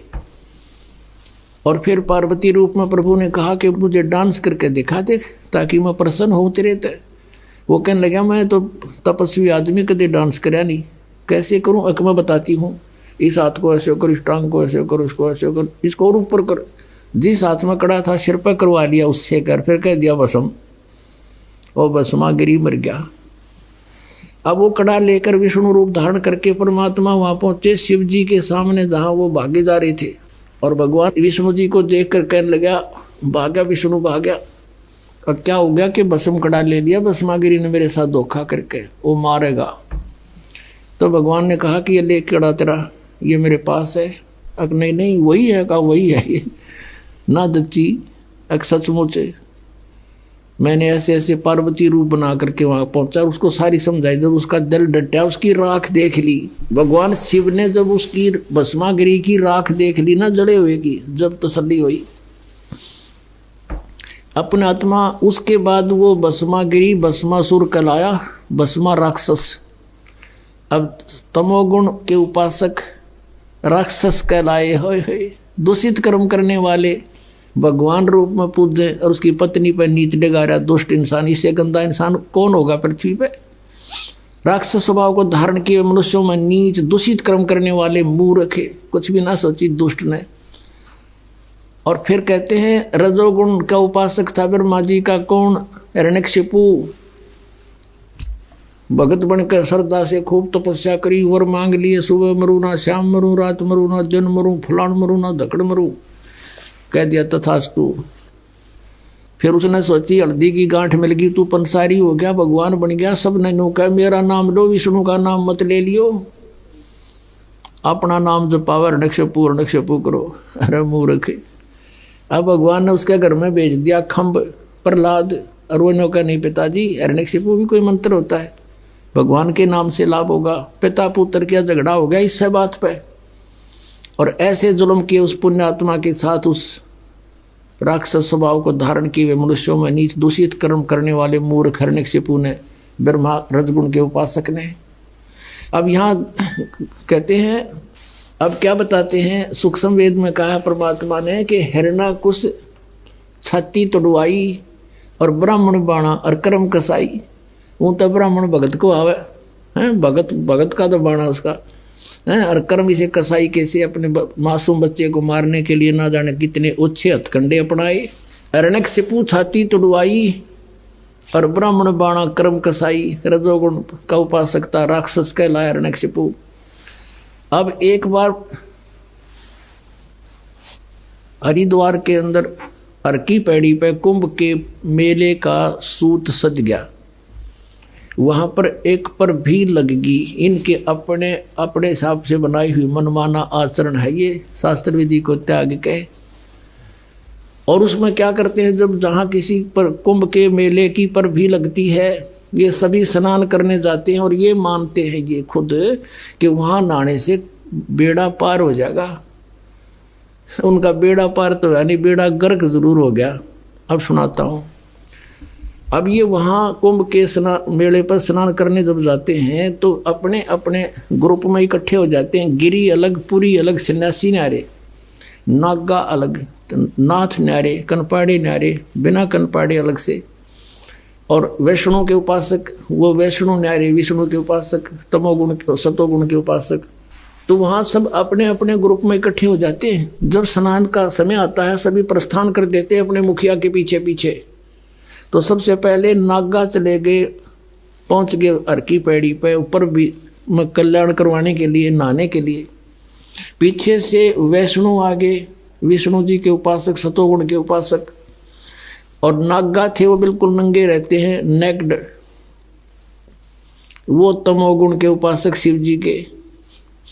पीछे से विष्णु उपासकों ने, सतोगुण के उपासकों ने कहा कि ए नागाओ, हम सर्वश्रेष्ठ हैं, हम प्रथम स्नान करेंगे, तुम बाहर आ जाओ, पहले नहीं नहाओगे तुम। अब वो नागाओं ने कहा कि हम सर्वश्रेष्ठ हैं, हम त्यागी और वैरागी हैं, हम कोई कपड़ा भी नहीं रखते तर पर, हम सबसे प्रथम नहाएंगे, हम सर्वश्रेष्ठ हैं। वैष्णु साधु कहने लगे, शरण फड़ो, तुम टट्टी के हाथ भी ना धोते, पशु की तरह नंगे फिरो, तुम कहे कि श्रेष्ठ हो, बाहर मरो, हम नहाएंगे पहले। अब वहाँ बैठ गए तीनों गुण। अब उसी समय इनका जूत बाज गया, नाना भी भूल गए, भगवान भी भूल गए, हर की पैड़ी भी याद ना रही इनकर, पर भी भूल गए। 25,000 ये त्रिगुण उपासक, इन तीनों भगवानों के उपासक वह कटका मर गए, कत्लेआम कर दिया, गंगा का पानी लाल कर दिया, लाश बहती जाओ उनमें, तेरा गजब हुई। इसके बारे में परमात्मा ने कहा है कि तीर तुपक तलवार कटारी ये जम जड़ जोर बधावे हैं। हर पैड़ी हर हेत न जाण्या और वाजा तेग चलावे हैं। काटे शीस नहीं दल करुणा ये जग में साध को आवे हैं। और जो जन इनके दर्शन को जावे उनको भी नरक पठावे हैं। हे भगवान, पुण्यात्माओं, हम कति अंधे कर रखे थे इस काल ने। हम इन महात्मा मान्या करते इसे जुल्म करनिया ने। अब कहते काटे शीस नहीं दिल करुणा, इतनी भी दया नहीं।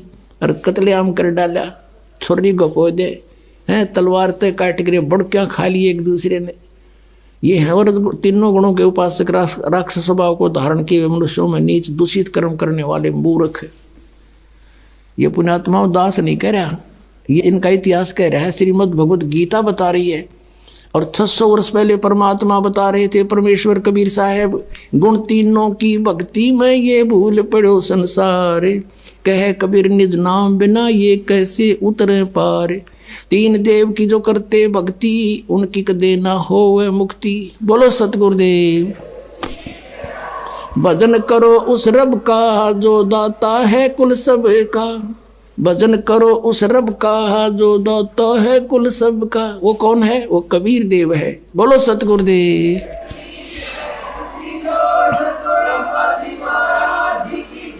सच सच।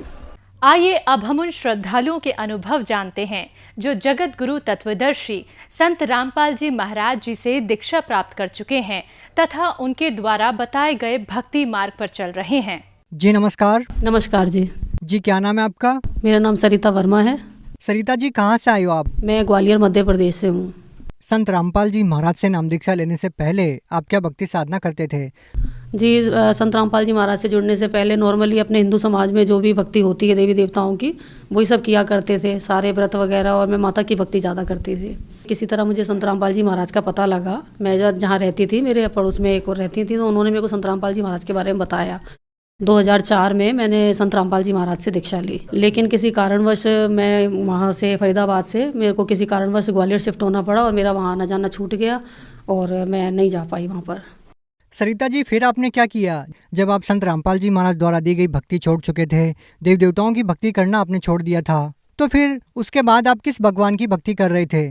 संत रामपाल जी महाराज के पास तो मेरी भक्ति में छूटी गई थी जाना आना। मैं जब ग्वालियर यहाँ शिफ्ट हो गई फिर लगभग वही नॉर्मली जो अपना जीवन होता है वो जीना शुरू किया। और लेकिन मेरे ऊपर बहुत ज़्यादा परेशानी आनी शुरू हो गई और घर की आर्थिक स्थिति भी बहुत ज़्यादा ख़राब हो गई। बेटे की भी तबीयत ख़राब रहने लगी। मेरा जो बेटा है छोटा था 8 महीने का, तो उसका इलाज चला था। उसकी तबीयत, उसको फिट्स पड़ते थे, तो थोड़े दिन तो उसको आराम रहा। जब मैं ग्वालियर दोबारा से शिफ्ट हो गई तो उसकी तबीयत और ज़्यादा बिगड़ने लगी और मेरे घर की आर्थिक स्थिति भी बहुत ज़्यादा ख़राब हो गई।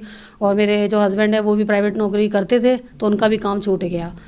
सरिता जी जैसे आपने बताया कि संत रामपाल जी महाराज द्वारा दी गई भक्ति साधना पहले ही आप छोड़ चुके थे और आपके जीवन में दुखों का पहाड़ ज्यों का त्यों टूटा हुआ था, तो हम आपसे ये जानना चाहेंगे कि फिर आपके जीवन में जो समस्याएं थी उनका समाधान कैसे हुआ? संत रामपाल जी महाराज के पास ऐसे जुड़ना हुआ, मैं ग्वालियर रहती थी तो मेरे जो मम्मी पापा वगैरह हैं मामा जी के बेटे के लिए लड़की देखने गए थे शिवपुरी गुना के पास।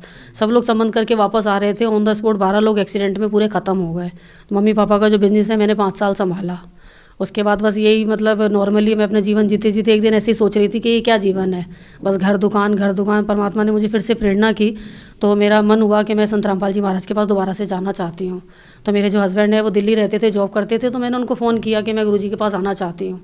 तब मैं दोबारा से संत रामपाल जी महाराज के पास सन 2013 में दोबारा से मैं पहुँची। मैंने वहाँ पर फिर नाम दीक्षा ली। सरिता जी हम आपसे ये जानना चाहेंगे कि जब आपने दोबारा संत रामपाल जी महाराज से नाम दीक्षा ली, क्या जो आपके जीवन में जो कठिनाइयाँ थी क्या उनका समाधान हुआ? जी हाँ, मेरे को बहुत राहत मिली।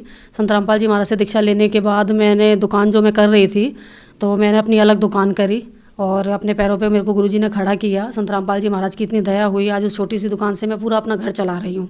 और मेरे बेटे की भी तबीयत अब बिल्कुल ठीक है।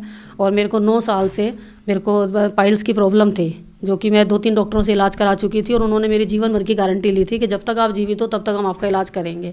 मैंने 2-3 बार उनसे इलाज कराया, बहुत दवाइयाँ भी खाई, लेकिन मेरे को कोई आराम नहीं पड़ा। ग्वालियर में एक माने हुए डॉक्टर हैं, डॉक्टर पुष्कर तिवारी, जो कि जयपुर से 1 तारीख से 3 तारीख तक के लिए जयपुर में यहाँ पर ग्वालियर में डॉक्टर पेशेंट को देखने के लिए आते हैं। उन्होंने मेरी गारंटी ली थी लाइफ टाइम की कि आप जब तक जीवित हो आपका इलाज हम करेंगे।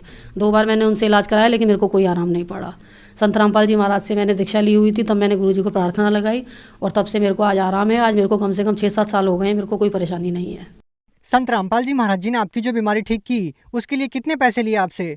कोई पैसे नहीं लिए। सरिता जी, संत रामपाल जी महाराज के बारे में ये कहा जाता है कि वो बीमारी दूर करने के लिए, नशा छुड़वाने के लिए पैसे लेते हैं, तो आपसे कितने पैसे लिए संत रामपाल जी महाराज ने आपकी परेशानियों को ठीक करने के लिए? जी नहीं, ये बिल्कुल गलत है, ऐसा कुछ भी नहीं है। संत रामपाल जी महाराज शास्त्र प्रमाणित सतभक्ति विधि बताते हैं, जो कि मर्यादा में रहकर करने से सभी प्रकार के रोग कष्ट अपने आप सही हो जाते हैं। उनके मंत्रों में इतनी पावर है कि अगर मर्यादा में रहकर की जाए तो कैसी भी लाइलाज बीमारी हो वो जड़ से खत्म हो जाती है।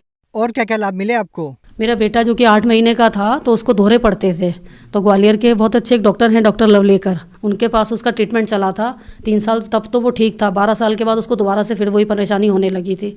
डॉक्टर के पास उसको दिखाया तो उसकी समस्या और ज़्यादा बढ़ गई थी, जो कि महीने में पड़ते थे तो उसको रोज़ पढ़ने लगे और पूरे दिन में कई बार पढ़ने लगे।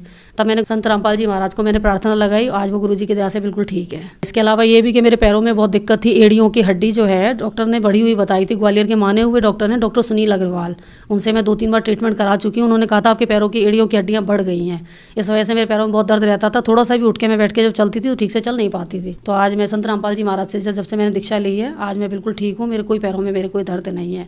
और संत रामपाल जी महाराज की इतनी दया हुई है कि छोटी सी दुकान है मेरी और गुरुजी की दया से बहुत अच्छी चलती है, और आज मैंने 7 लाख रुपए का फ्लैट भी ले लिया है। संत रामपाल जी महाराज से आपको इतने सारे लाभ मिले हैं, लेकिन जब हम सांसारिक रूप से लोगों की दयनीय स्थिति देखते हैं तो ये समझना और लोगों का विश्वास कर पाना ये मुश्किल है कि एक संत से नाम दीक्षा लेने के बाद आपको आर्थिक लाभ भी मिलेगा, आपको शारीरिक लाभ भी मिलेगा। जब दवाइयाँ काम करना बंद कर देती है, वो दवाइयाँ भी काम करना शुरू कर देती है, आपके सारे रोग दूर हो जाते हैं। लोग इस बात पे विश्वास कैसे करेंगे? देखिए, वो तो संत रामपाल जी महाराज से दीक्षा लेने पे ही आपको पता लगेगा, क्योंकि उनके पास जो शास्त्र विधि है, जो शास्त्रानुकूल भक्ति वो बताते हैं, उन मंत्रों में और उस भक्ति में इतनी पावर है जो कि किसी में नहीं है। हम औरों की भक्ति तो करते हैं, लेकिन वो शास्त्रानुकूल ना होने की वजह से थोड़े दिन तो हमें लाभ मिलता है, और वो लाभ भी हमें इसलिए मिलता है जो हमारे पूर्व जन्म की भक्ति की कमाई है। लेकिन हम ऐसा सोच लेते हैं कि हम जो ये कर रहे हैं उसी से हमें लाभ हो रहा है। वो थोड़े दिन के लिए आराम मिलता है, फिर वही घर में परेशानियाँ आनी शुरू हो जाती हैं। लेकिन संत रामपाल जी महाराज की जो भक्ति है वो शास्त्र प्रमाणित है, और अगर हम मर्यादा में रहकर करेंगे तो हमारे ऊपर किसी प्रकार का कोई कष्ट नहीं आएगा। तो सरिता जी, आज के दिन संत रामपाल जी महाराज से नाम दीक्षा कैसे ली जा सकती है? संत रामपाल जी महाराज के टीवी चैनलों पे, बहुत सारे टीवी चैनलों पे सत्संग आते हैं। उन सत्संग में नीचे पीले रंग की पट्टी चलती है, उस पर आश्रम के मोबाइल नंबर दिए हुए हैं। आप जहाँ भी रहते हैं उस जगह पे आप उनको फ़ोन करके आप नामदान केंद्र का पता लगा सकते हैं और वहाँ से नाम दीक्षा ले सकते हैं।